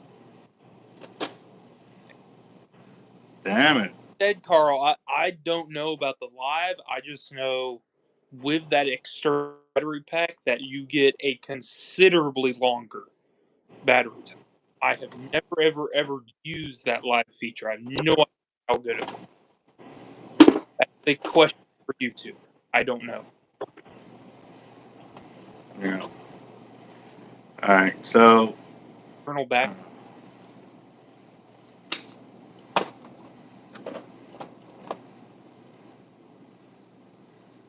Well, yeah, no doubt. The U.S. cell around here is horrible. They used to that is to get you on hills fire.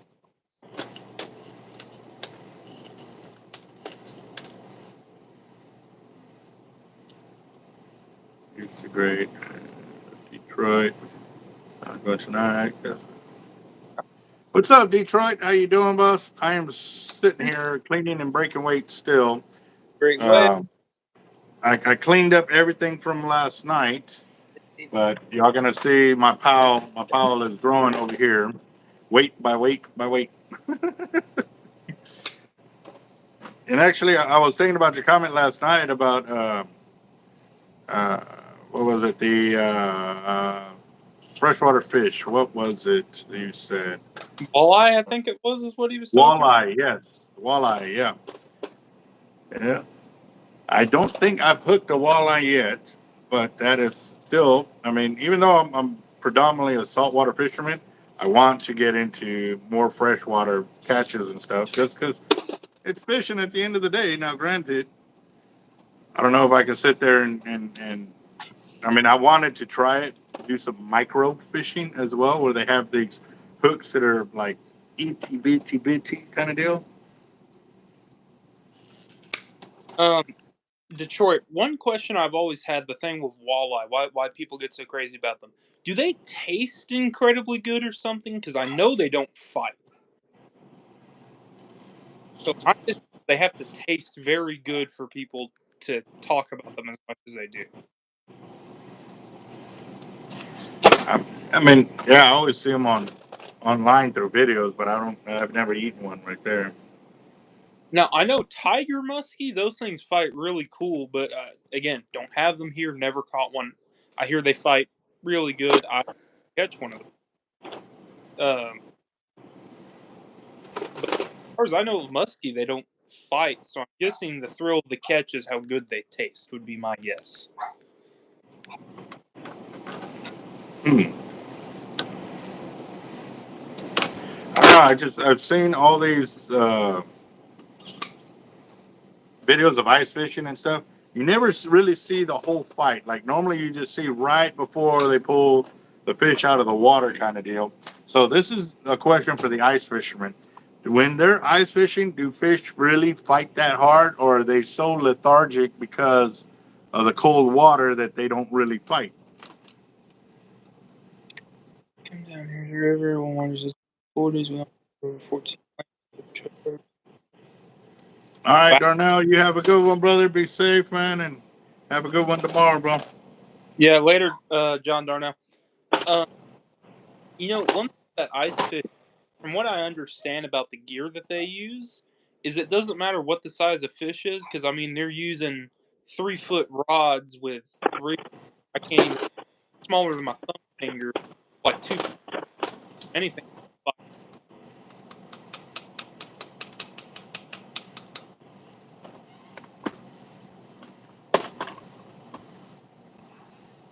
At least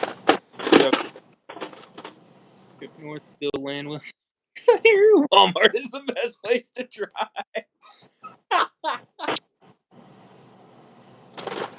Oh man. Hey, no, you got to go to the illicit bath salt section of Walmart. I'm not talking about the kind you put in your bathtub to make it smell good.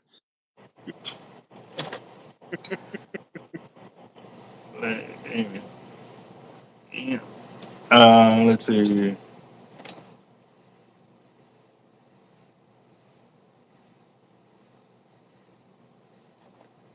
Yeah, no, I need. Actually, I got invited to go floundering, but they said were unsure. They wanted to invite me because of my hip or whatever. Like, shoot, I'm good, man. Like, where's it? Like, I've been waiting for the invite on this one. Like, I'm golden. Bring He, a ham. he, You supply your own ham. yeah, gotta supply your own. That's how it works. Oh man. You just got to go to Florida. Go to the store Walmart in Florida. Oh, I'm sure there's some fun to be had there. But Mm-mm. what was I gonna say? Oh yeah, with floundering.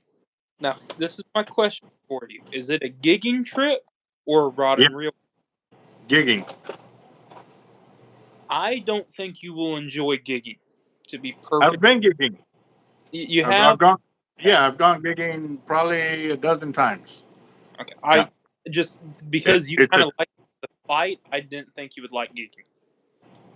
well, I like it because we get to sit there and pick which fish we want to gig. Yeah, You know, it's still it's kind of like a hide and seek kind of deal, and you're hunting them down. It's yeah. not like where you rod and reel and stuff like that. So now, don't It, get me wrong, I love rod and reel, but I have gone gigging and I've caught a few like that. Not a lot, but I've caught way more on rod and reel than I ever have gigging. yeah. I was gonna say because if you ever get on like a light inshore setup like what I do, and you hook into a big flounder, those are amazing to fight. It's something else. Yeah, yeah. it's a really awkward fight for sure because Yeah, they definitely they swim with their whole body, kind of like a stingray does, but it's all in one motion kind of deal. It's pretty awesome. Yep, I like it. almost. Sweet tasty fish. I'm cooking for non-food people. I soak the flakes and milk overnight. Okay. Hey, Curtis, I like the invite. Did you read what Curtis said Yeah. Yeah. Yep. about the Snickers? Show me with sneakers. Yep. Wild boar ham count because I can get that for free. So does like Walmart think you're gearing up for Halloween when you go, or is it? No, that's just a Tuesday in Walmart, man. Like that's just another day. They don't question that stuff no more. Yep. They don't even question you ring up the PlayStation 5 as a thing of bananas. Do whatever you want at Walmart. Let's see. Speaking of bananas, can we talk about how perfect those bananas were the other day? Which ones? Oh The yeah, one I had over at HEB for you. yeah. And actually, I've only got one bundle left. And what I did was I rinsed them off, and then I got a paper towel and I wet it and I put it around the base of it. It's supposed to help them stay ripe or stay like that a little longer so they don't turn brown in a few days. Also, so everyone knows that weird Jamba Juice looking drink that does taste quite pleasant. If anyone else is wondering, this is a secondhand account right here. Yeah. Yeah. And we actually, I told, we had the agents from the AFLAC come in, and I told them what I had put in it because I know one of them's a health nut. Like she works out, she watches what she eats, and this and that. And I told her what I had in it. She goes, "Man, that sounds kind of good." I said, "You want to try some?" She's like, "So it's kind of like she couldn't say no because I'm a potential customer kind of deal." So she took a drink and she's like, "Wow, that is surprisingly good." And I told the girl what I put in there, not her, but her coworker. And I find out a few hours later that she was allergic to kiwi, and that was the first thing I said that I put in there was kiwi. Well, He didn't say that he put. She goes, yeah, he did. Like I heard him say kiwi. Like and we were talking about that you could taste the kiwi, and it still didn't dawn on her that she's allergic to it. So she had to take some Benadryl and all of this, and yeah, so she has food allergies. So luckily it wasn't worse. I mean, she only took like a little slip enough to just wet her tongue kind of deal. But yeah, that's why normally before I give anybody anything, I tell them what's in it because yeah, I don't need that coming back to haunt me. Somebody going and anaphylactic shock here in the shop. Because they ate something with bananas or something. you know? do a lot of, but it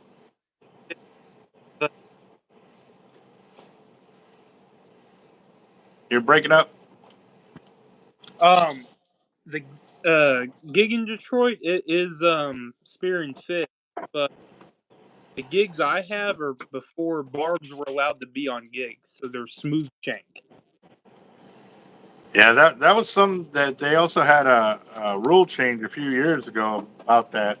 I remember it wasn't too specific, and then they got real specific on what type of gigs that you were allowed to use. Um, but yeah, no, I remember a few times. Now I tell you what, though, them dolphins like to play with you. They come up next to you and man, it scares the living daylights out of you, bro.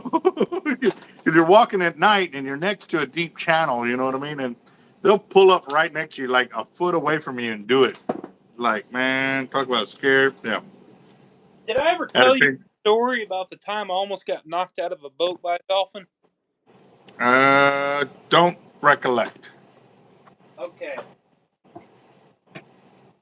I was down in the land cut. I love that place. All good stories start with I was down in the land cut, just so y'all know. Oh no, no, I'm laughing at Carl's comment. Which one? He said quite a few. at least. Curtis. You can't make the chance of nothing else at Wally World. Nah, you gotta go to Piggly Wiggly. That's where the real fun is. But anyway, the story goes, I was in the lake set, and my grandpa was catching some bait fish, and I was sitting in the back of the boat by the motor fishing, sitting right there. And I heard something a little ways behind me. I didn't think anything of it. I wasn't looking. The next thing I know, something hit me. Paw in the boat. I looked down at the dolphin. You think it's real funny, don't you?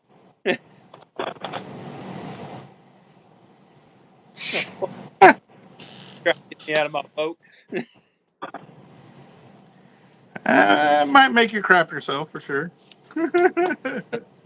Oh, and I never used to be worried about anything down there until I found out there were bull sharks in the land cut. And then I'm like, on second thought,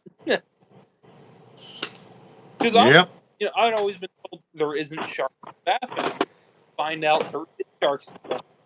And See, my buddy, when I go down to his cabin, he won't allow me to bring any shark gear because he's afraid that if I do, I'll land a shark there and it'll draw all of them in and it'll ruin his ability to keep his customers happy by not having any sharks in his area. I'm like, they're there. He's like, yeah, but we don't catch them. We don't mess with them. They don't mess with us, kind of deal. So, yeah. I Like, know, okay. yeah, I know exactly where his cabin is. I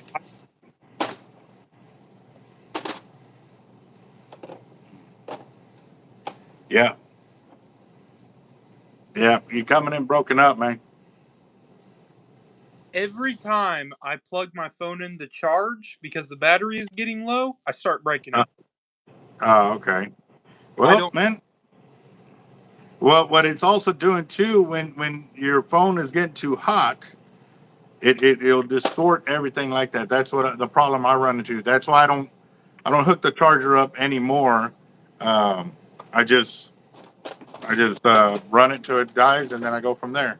Um,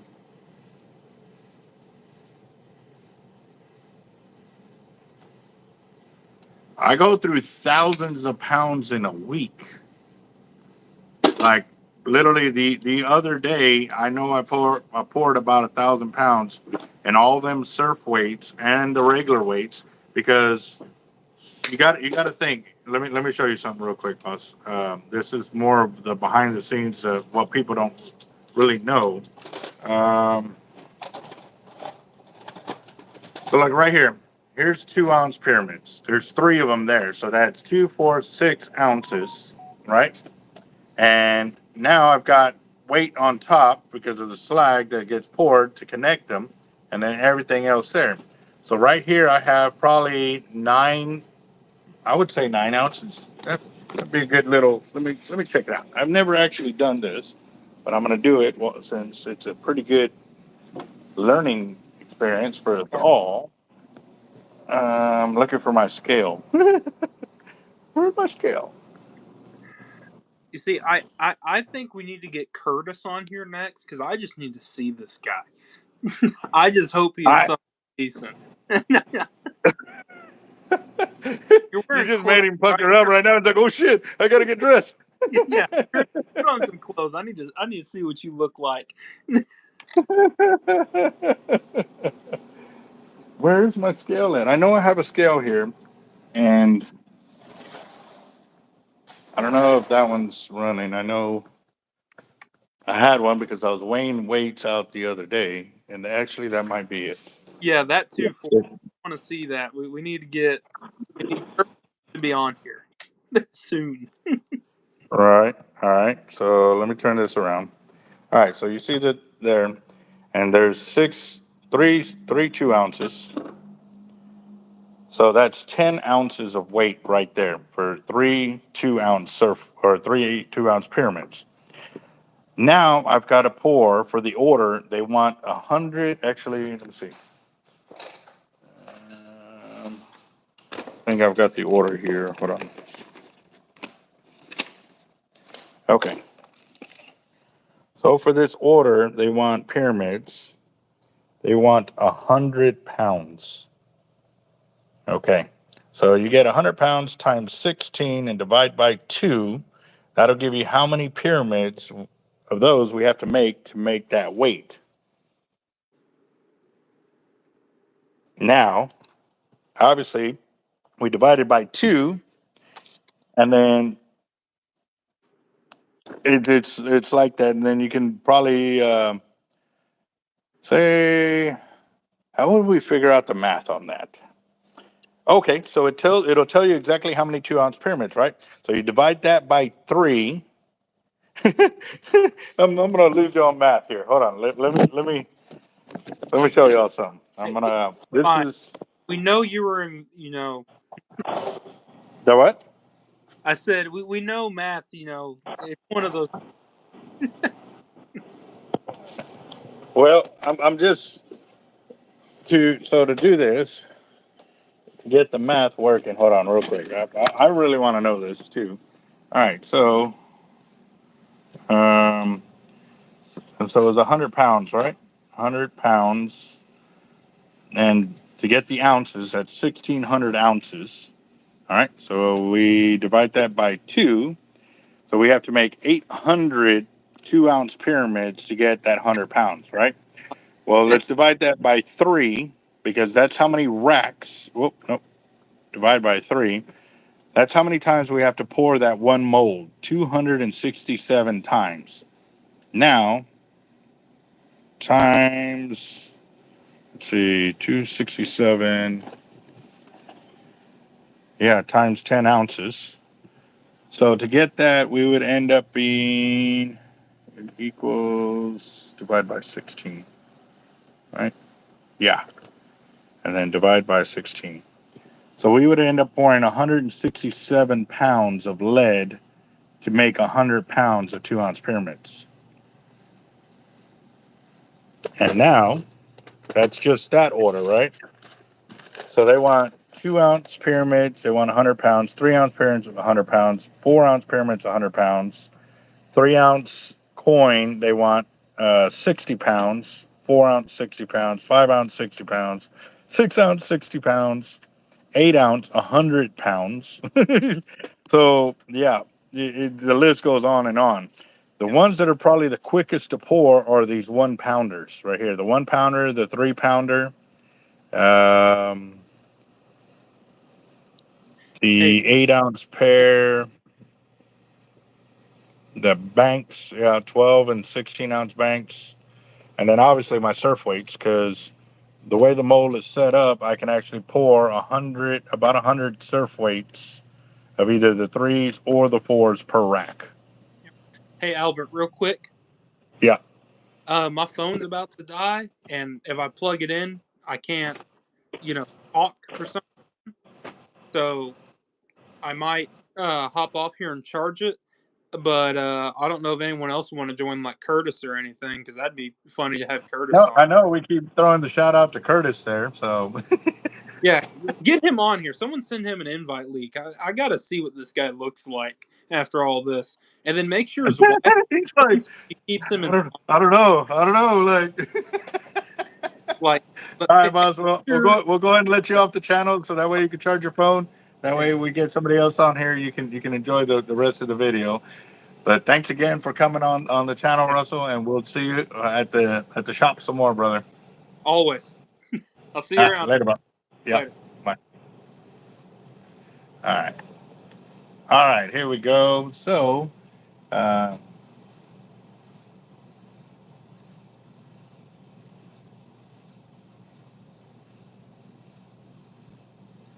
hey, come on, guys! Like, Billy helped me out the other day for a little bit of, of trimming the weights. What he was doing, he was cutting the bottom, and I was cleaning up those banks. I was cleaning off the main section of that, but now um, I had T. Uh, he was out there pouring the lead all day today, while I was over here breaking apart all the weights and taping what I still needed to finish tape up. And then I went over there and I poured those bigger surf weights. So yeah, I'm gonna show y'all between yesterday and today, how much more gear we've got going in the back and stuff. So, but I'm gonna finish this. I'm almost done with this tray, and actually, I'll give you all a little update. So, remember how filled it was like that? But now it's almost empty. There's the 2, 3 ounce, and 4 ounce coin, and then the pyramids. It's already starting to overflow. And yeah, we need to hurry up and send this up to Jacob because I mean they're still waiting for his the pouch. I keep forgetting to send that out. It's coming. It's coming.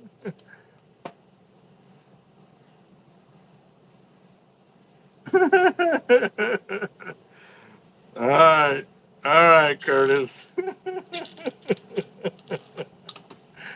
uh,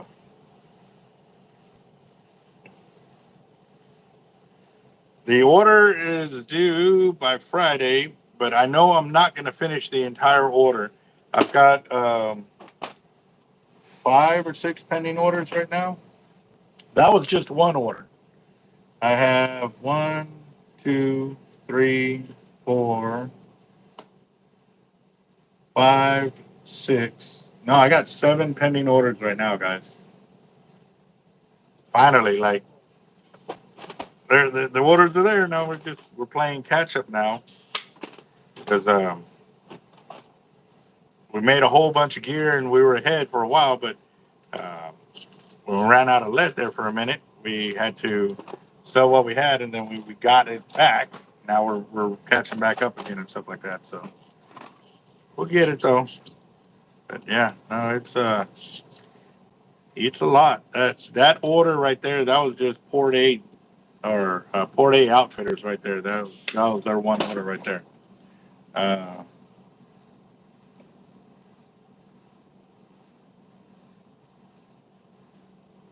hmm. oh, I am cleaning up fishing weights right now. I'm doing 2, 3, 4 ounce coins and 2, 3, 4, 5, and 6 ounce pyramids. So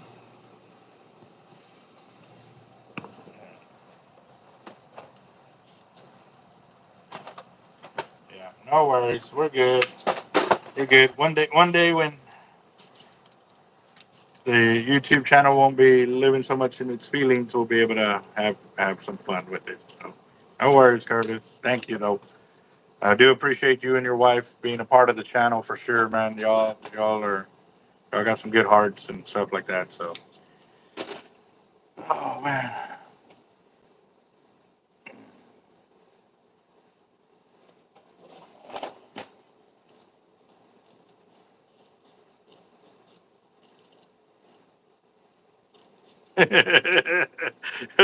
No, that for Curtis, that's more of like you know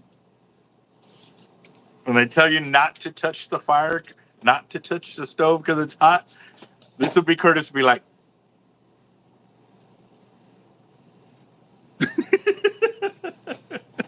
I could definitely tell that would be Curtis. So yeah.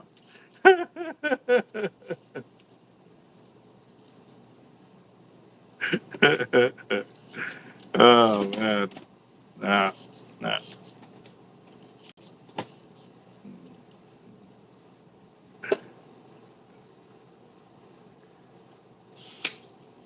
All right.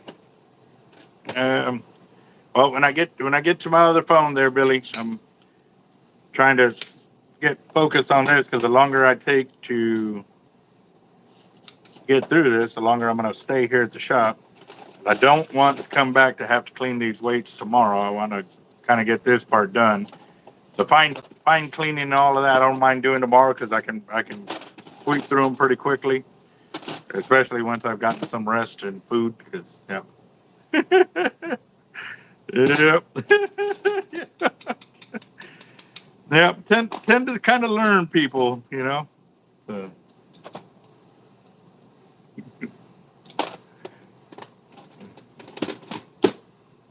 oh yeah, yep. Well, you see me hard at work. We can make it happen there. That's for sure.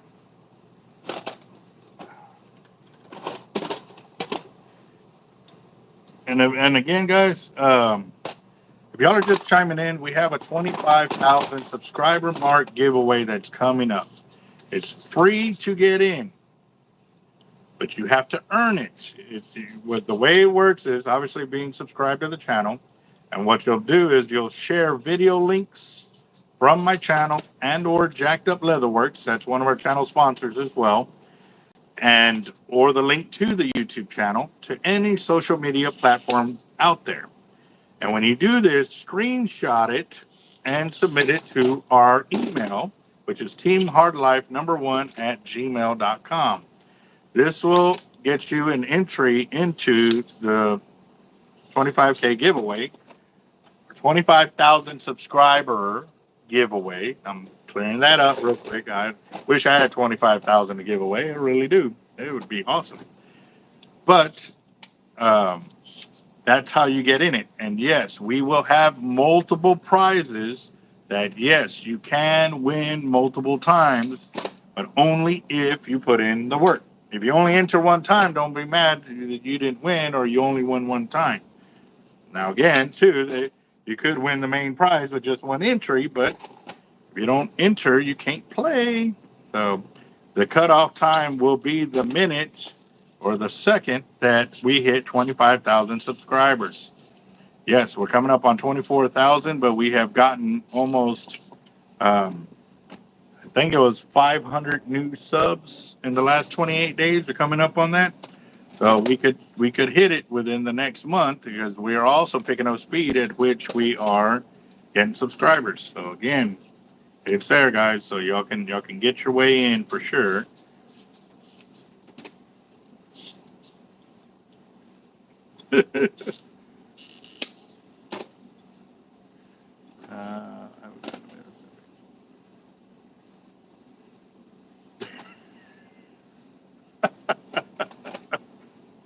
Oh man, you kind of left yourself open for that one, Billy. Oh man. Let's see. I can pour jig head molds. I have molds for it, but I don't concentrate on that a lot because I really don't have a lot of clientele asking for it. But it's something that we can do. Yes, I got quite a bit of jig head molds back there. I just need to know, like, there's so many variations of hooks, and the only way I'm going to pour those is if I know I have the clientele to move the product and not just stack them in here and then having to melt them down because they aren't the style that's in high demand for sure. So we were also going to get into making those crappie weights as well, those real thin and long ones with the little deal so you can put a stopper in it or a piece of like surgical tubing and stuff like that so it can lock in. We were going to get into building those as well, but the store that was going to buy it from us, they just got their load in, so they're loaded up for a while, and I'm like, okay, well, I'm not going to invest time into doing it now because I don't know how long we're going to sit on those weights before the product actually goes.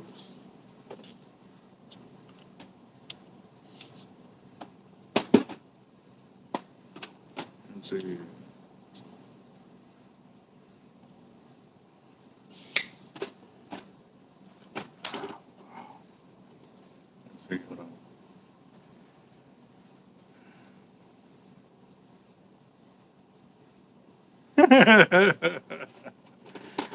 Yeah.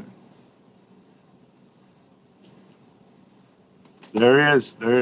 Actually, my shark fishing partner, he's actually competing in a bunch of crappie tournaments and stuff, and he's getting up there pretty quick. He's fishing with the guy who's ranked in the state or whatever, or in the U.S. for crappie fishing and stuff. So I know he got fourth place or fifth in the last tournament he competed in, and he was like point I think it was .001 off of being in the lead, or 0.002 of being in the lead, something like that. It was some ridiculously small weight to get in there and stuff like that. So yeah.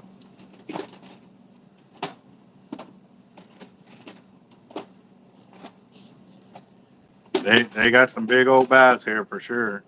Um, I've done some bass fishing as a kid when I would go up to the lake, and I've done it a few times as an adult, but nothing on the channel since I started the YouTube channel. But it is coming. It's definitely some crazy fishing there. I like the bass fishing that I have done. You know, just sitting there along the bank and looking for all these trees and stuff like that. I've not really done it from a boat, so I don't know.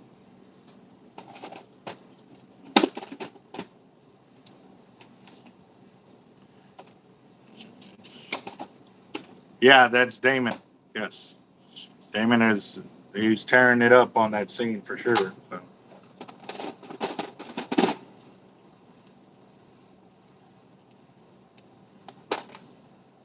Yep, no doubt. No doubt for sure. Oh yeah, no joke.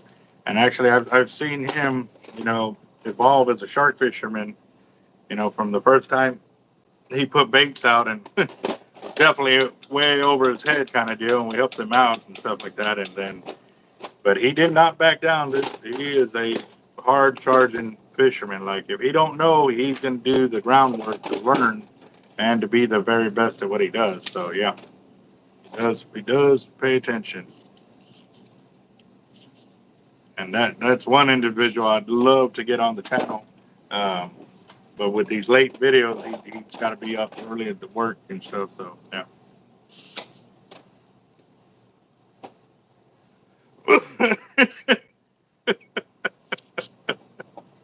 Oh yeah, yeah. Y'all are something else for sure. Uh, the Pen 10,500. It is a huge spinning reel, and that's about the only opinion I have on it. I really don't fish spinning reels. The only way I would get into fishing spinning reels, something like that, is if I was offshore tuna fishing. Would be the only way that I would get into that, just because the way you would have to work the lures, um, and then it would give you a free hand to play a little easier on them and stuff, or not easier but faster on them. So. Oh man. Let's see.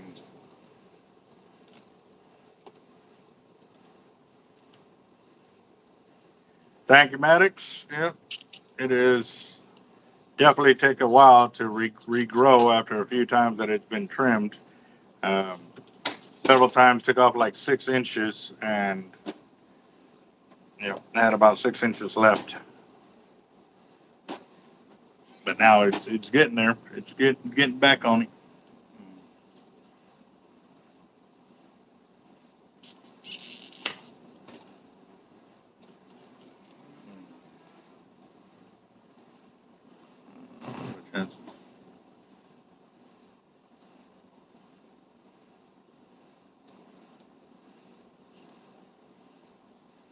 Oh, to tell you the truth, boss, I don't know on the lakes. There's so many lakes here in Texas, and to be honest, I have not been able to keep up with any real tournaments um, online or anything like that because, as you can tell, like I'm working, trying to run the shop and stuff like that right now, and run the YouTube. And what I'm doing here is actually my third portion of the business. This is our manufacturing distribution of our fishing tackle. So it is a tough one to sit there and find time to watch TV or the news, and like, normally I'm only able to catch tidbits of here and there and stuff like that, or through communication with the guys that come in the shop and stuff like that. So.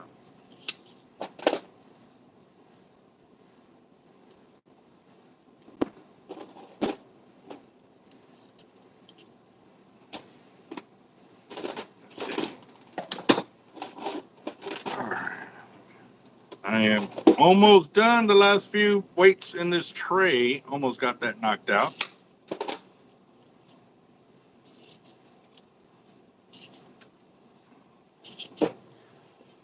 And I think I might have to go get rid of that tray or move it over here to this bigger one. Yeah, I think that's what I'll do. I'll just switch out trays.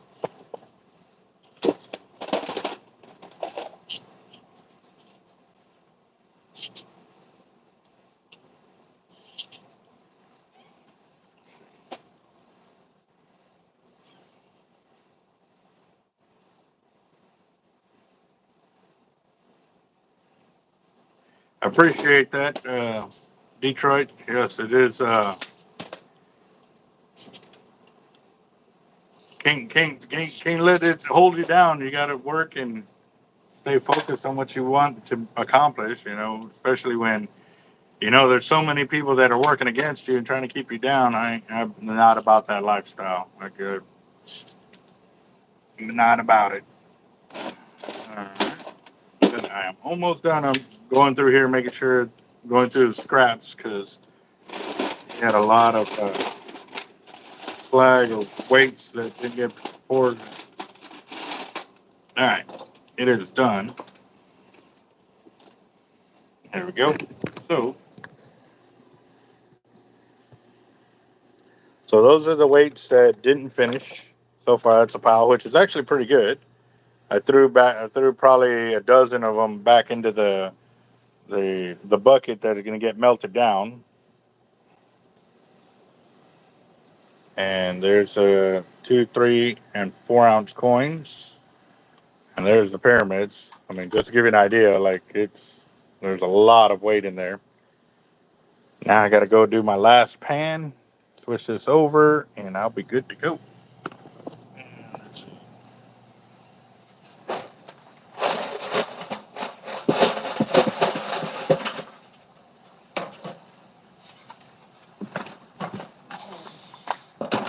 Okay, maybe I won't. I wonder how much is in here.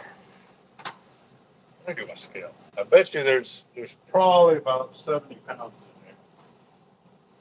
in there. Oh, it's in the back.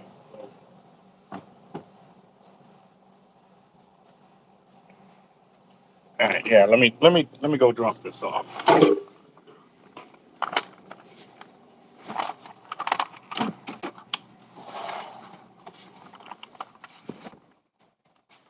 Ooh, it's dark in here. Ba-da-ba-ba.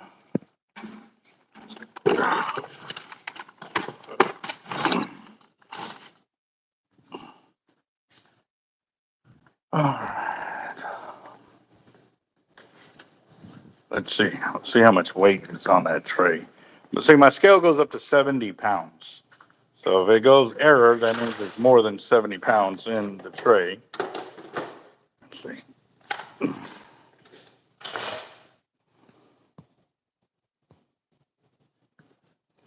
All right. So I'm going to have to put it down. Oh, no. Almost 59 pounds of lead in that one tray right there.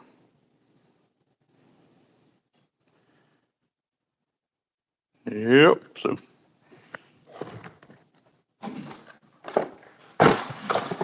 So just give you an idea.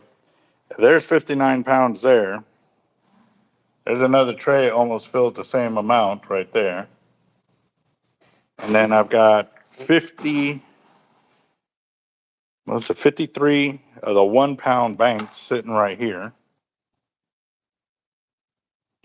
25 of the 1 ounce or 1 pound cannonballs. These are 1 pounders, 1 pound banks right there.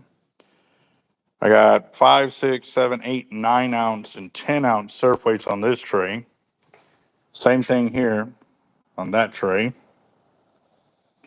There's more pyramids under this tray of 5 ounces right there.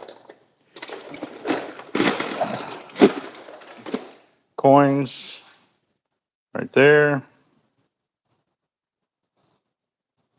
6 ounces right there. Banks. And then that tray of spiders right there. And those are 6 and 7 ounces right there.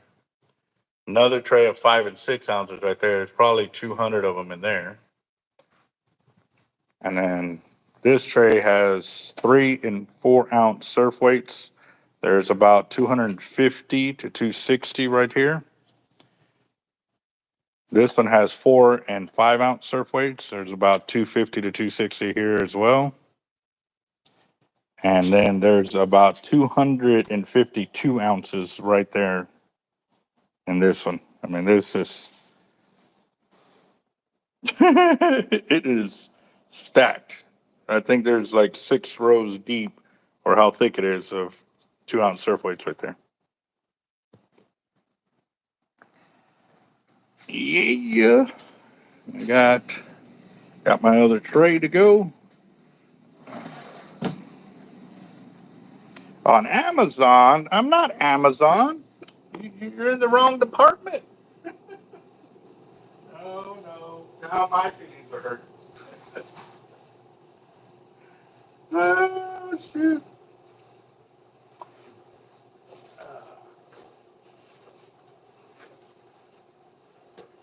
Yeah, I saw that. She went to Amazon and said, over here. Oh, all right, let's see. Let's see.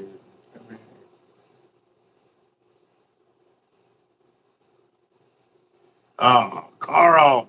Mm.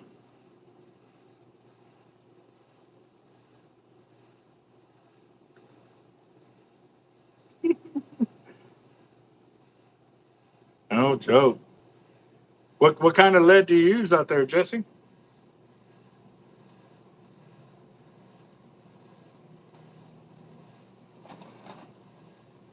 Yeah. I'm almost done with the breaking apart. Next will be actually the fine tuning, where I gotta, like those banks, they have rough edges on them. So I'll be taking the knife to them and smoothing out the edges on them and stuff like that too. So don't miss a thing. Yeah, yeah. Yep. We're gonna keep it rolling. Uh,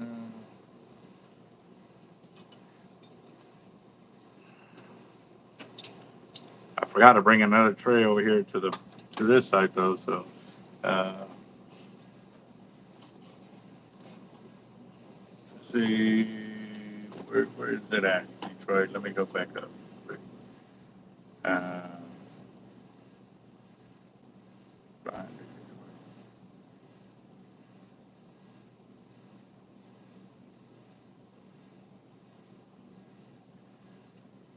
we'll keep it rocking, Detroit. I mean, if for me, I stumbled upon it. The way I got into fishing was, family was introduced to it. As I got introduced to other ways of fishing, it was on the good graces of other guys that were on, that took it upon themselves to open the doors for me to go fishing with them and stuff like that. Well, starting the business, I kind of just stumbled upon that because I was working on base as an aircraft mechanic, and I was making really good money at the time. I was probably 22 or $24 an hour at this time, and so I had the money to be able to go out and buy the gear that I needed and stuff like that. Um, when my son was really really young, so back then, well, while I was out on the pier, I started building my own gear. And while I was out on the pier, I started to distinguish myself from uh, the other fishermen that were out there and stuff like that. And when I started doing that, they were like, "Man, what kind of leader are you using? Where'd you buy it from?" I said, "I didn't buy it. I made it myself." So I would occasionally I'd pass off a leader here and there, and then after a while, I was like, "Man, this is getting expensive." So I stopped passing out leaders and told them, "Hey, man, I can sell you one of my leaders, but I'm not giving them out anymore. It's like it gets too expensive." I can remember going into the local tackle shop at the time, and a brown paper bag like this was like $250 for hooks, swivels, sleeves, the crimper, and cable and stuff like that I needed to make the gear that I wanted. So, and well, it kind of got laid out in front of me, and I started doing it like that. But it also got to the point that I couldn't go, couldn't make the right move, couldn't grow, thought I wasn't going to make it. And I would literally, say a prayer and ask him, if this was the life he wanted for me, I'll take it. If it's not, then, at the rate I'm going, like I won't have anything to do but to close my shop. So there was multiple times that I hit this brick wall. And I mean, it was a brick wall. Like I couldn't do nothing right. And so I kept uh, uh, my prayer strong on that, and I let him answer it. And within a time period, and sometimes it was immediate. Like I got my answer within 15 minutes one time of praying and closing. I told him I'll go back and I'll work the base. I just got to be able to provide for my family. I got a baby at the home at the house. I got other kids and got bills, and I don't mind. I'll do it if that's what he wants me to do. And within like 15 minutes, I would have people coming to the shop and buying gear and buying gear and it was like the floodgates opened, and I knew at that time that the man upstairs wants me here for a reason. And once I truly understood that, then it was really a lot easier. And I wouldn't say that this was hard to begin with, but it just really further concreted my decisions in life that this is what I need to be doing. So that's where I've kind of just grown from there. And you can actually go back through the channel, and I got multiple testimonies. And sometimes, when I passed them like that, it's what everybody needed to hear that day. And it was pretty awesome. So, yeah. Um, yeah, no, we got bank weights as well. 4, 5, 6, actually 1, 2, 3, 4, 5, 6, 8, 10, 12, 16, 24 and 36 ounce sinkers. Bank sinkers is what we can actually produce here at the shop. And if you missed it earlier, I've got well, actually, you saw the 1 pounders in the back. There was a tray of the 5 ounces. The 6 ounces are over here up front with me, as well as the 12 ounces. And we do sell it. We sell it by the piece, but we can also set up where you can buy it by the pound as well. So that would really help. So,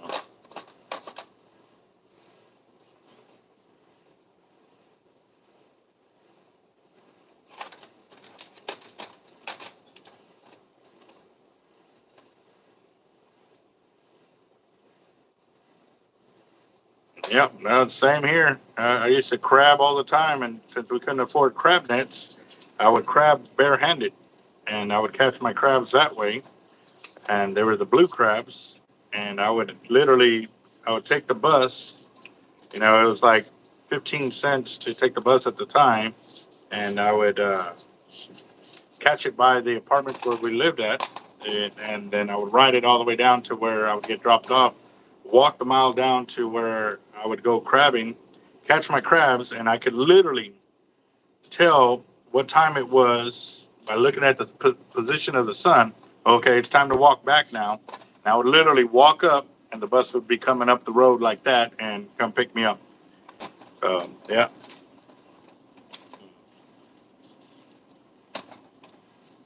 Oh, where you going to go eat, man? Yeah. I'm might get me some cold pizza when I get home.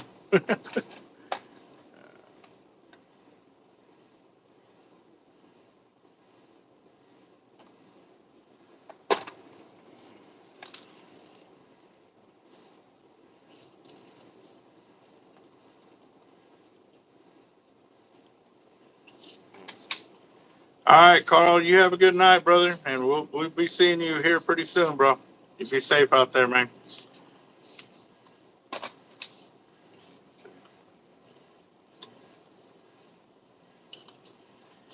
And if you want the shop number, guys, it's 361-334-2171.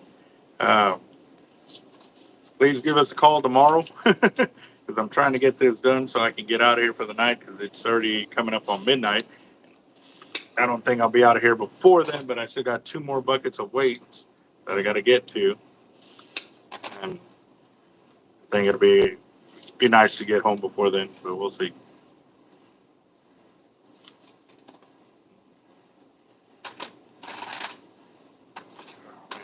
I don't like you doing that.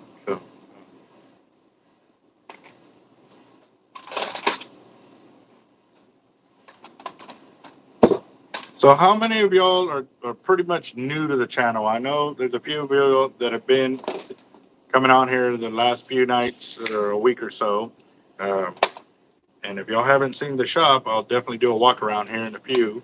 I still got some time on here before the phone dies. That's the other thing too. I use my phones to go do the live video feeds right here so that way y'all can check them out.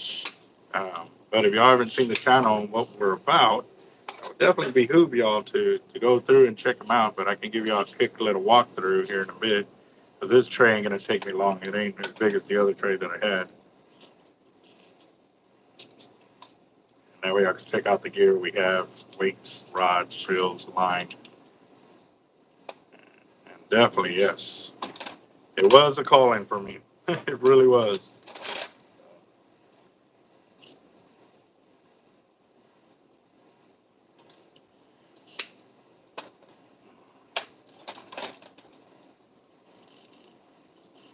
Anthony, what's up, boss? I am sitting here cleaning more weights. I've got coins 2, 3, and 4 ounce, and pyramids 2, 3, 4, 5, and 6 ounces that I'm cleaning up on this tray. But like right here too, guys. So see the eyelet where it's supposed to be? It's not there. So this is another part of that number that I worked up earlier is actually a small, that's on the safe side that nothing went wrong and we didn't have to over pour anything or, pour any extra weights. But I've already showed y'all here on the side all the blemished weights, and just to give you an idea too.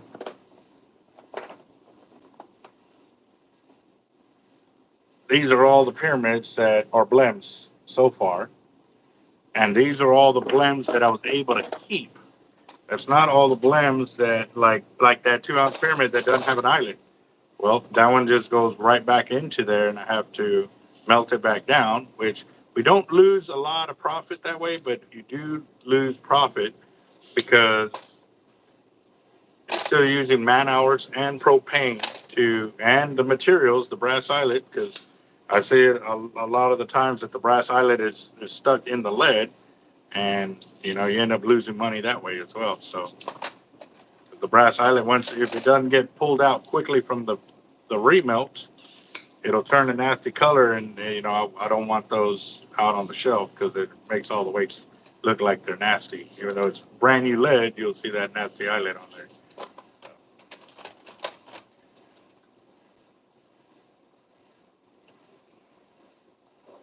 The Gulf Coast is definitely a different animal out here. I mean, I have fished the East Coast. I have not gotten to fish the West Coast, but out here in the Gulf, especially in Texas, we have a very, very unique stretch of beach out here. It's actually the only one of its type in the world. I know there's a lot of barrier islands and stuff out there like that, but the formations that we have on our sand and the sandbars and stuff like that, from what I've been told by multiple guys that are big hitters down there that have fished the world, that they know that our stretches of beach are super unique and and super dangerous too, because it's also what was it? It's known for human trafficking and drug trafficking. So it's actually ranked. It was ranked in the top 10 most dangerous stretches of beaches in the world. So, yeah.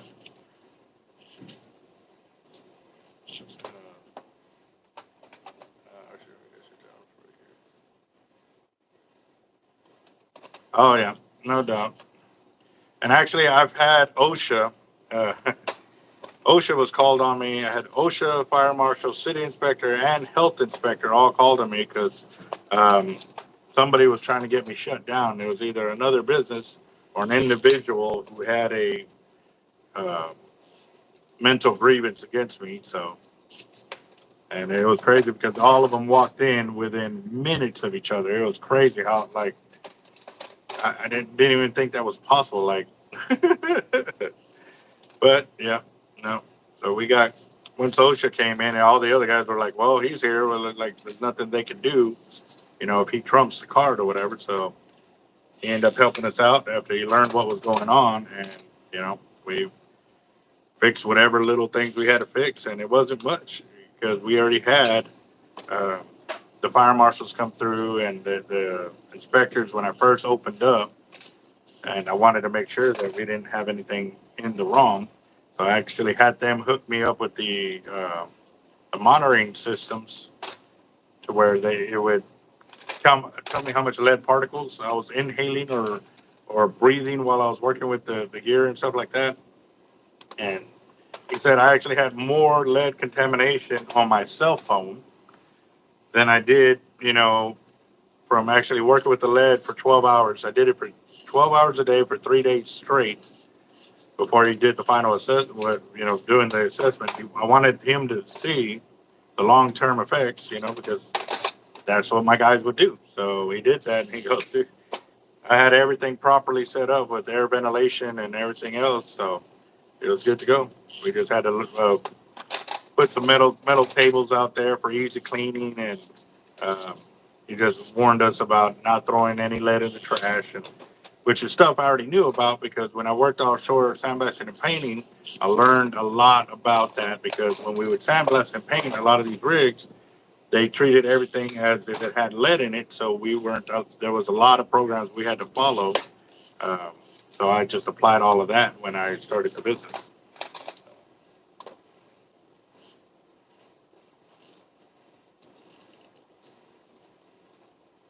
Yep, that you do. It's either that or when you do pour, um, the lead's got to be hot enough to where it don't cake up. And I'm pretty sure for uh, for what Curtis is doing, the mold's got to be hot, and there's very little contamination in there, so you don't get any kind of streakage on the bullet casing or the projectile. I guess it would be the what you would call it, right?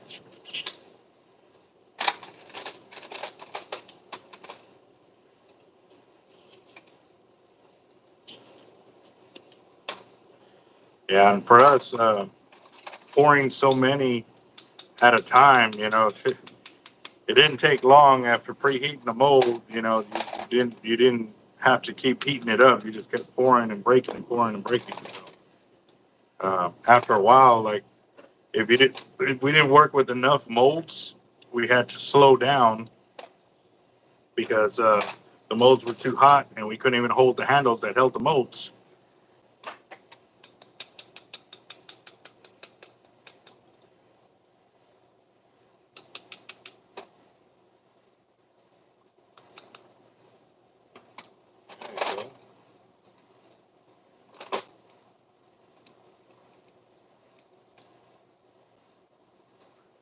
Yep, that's one way to heat them up. Yep, the transference of heat from the pots. Yeah. On y'all's molds, are they metal or are they aluminum?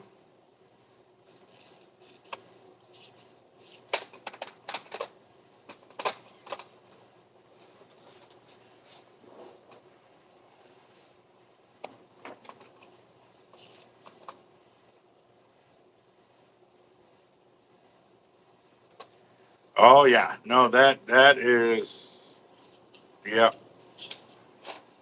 that is something that for us too. When we do have lead that's got to go into a pot, any kind of moisture that's trapped within that cold lead can really cause some damage. And so that's why normally we melt our own ingots ourselves. We'll get the big old blocks and we create our own ingots. And then once they are poured and they're brought inside, they're stored next to the burn units, so that way they catch a lot of heat, but it ain't crazy enough heat where you can't handle it by hand. It's really warm there, so it helps to keep moisture from forming on our gear and us having to worry about that. Because yeah, it does have a very uh, aggressive response to moisture in there, or trapped moisture, should I say.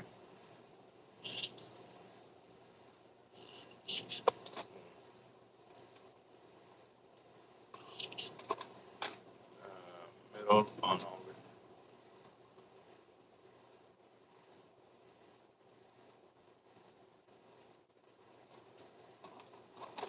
Oh, okay.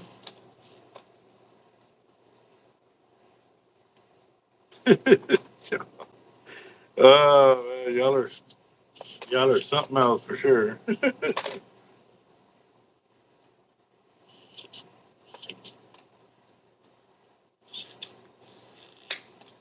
But I will let y'all know this: when I hit 100,000 subscribers, I've got multiple videos that I have already pre-recorded and edited from me pouring my weights and all of that, and showing you how I did it, so y'all can see the amount of work that got put into everything that we did do over here. And you would see, I would also time and date stamp them too. So that way you saw the amount of time that I would put into when I was pouring weights and all of that. So at a later day, when I said, hey man, I poured for 10 hours today or 12 hours today, you can see the videos and they are coming, but we got to get to 100,000 subs before I release those videos. Because at that time, I should not be worrying about, okay, somebody's going to copy the way I make weights. Because by that time, I should be in a lot better position of where I'm at, and I won't have to worry about competition. So I'll be I'll be doing my own thing. There's plenty of money for to go around for sure. So, uh,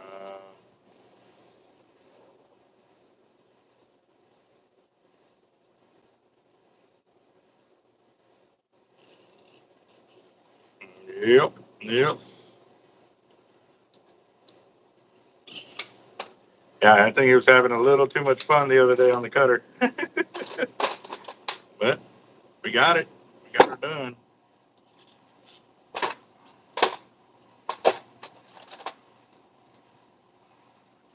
Looks like I finished this tray. That one was pretty easy compared to the other one.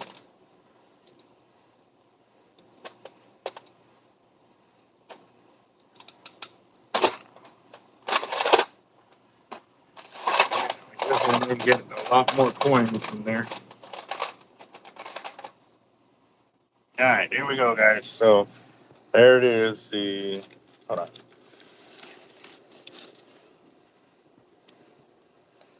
So those were the weights that were no good, and I'm gonna show you what I'm gonna do with those right now. Let me grab the coins. So with these blemish weights, guys, you can see how the eyelet is still great, but the whole weight didn't pour, and because the whole weight didn't pour, it's still a weight that can be used. So what we do, instead of throwing them away or remelting them, we sell them as uh, blemish weights here. So you can actually buy it by the pound for $3 a pound, whether it be pyramid, the coin. We got pairs, got some bank weights in there, and we got claw weights as well. So, yep, it all really depends. Like I said, so that's where a lot of guys, if they fish in areas where they lose a lot of tackle, that they come and buy these up, so that way they don't have to spend top dollar. But for the other guys that like their weights to be nice and pretty, and my phone's about to die, guys. I just saw I got the 5 minute warning. But as you can tell, this is the reason why we're pouring the three, fours, fives, and the coins. We got twos, but we when we pour the three, fours, and fives, we pour the twos at the same time just because it takes so many times to pour them. We got our claws, got no rolls. Yeah, those orders that we're placing, we pulled everything that we have from our shelves here and from back stock. But yeah, they pulled some serious weight out of our containers there. So do that. And there's all the banks right there too that y'all were asking about. Like I said, we got the fives and sixes, but I think and you saw how much they ordered on that inventory. All right. So on those, Curtis, do me a favor on those coin weights. Like, is there kind of a roundabout size that you're looking for? Because if not, I'll just grab a handful and weigh them out like that. But they have, like if you're looking for a 1 ounce, you won't get a complete 1 ounce unless it's a 2 ounce that got under poured. But I'll just put it as, miscellaneous on there and stuff like that. So, but yeah, it's $4 a pound for the blemish weights like that. And then nets that we got in the shop, guys, are leaders. And like I said, since I've been working on the weights, I haven't been able to concentrate on the leaders. But we got quite a bit of them. And like I said, guys, that's inventory right there. And the shark rigs. And also, too, this is one of the staging points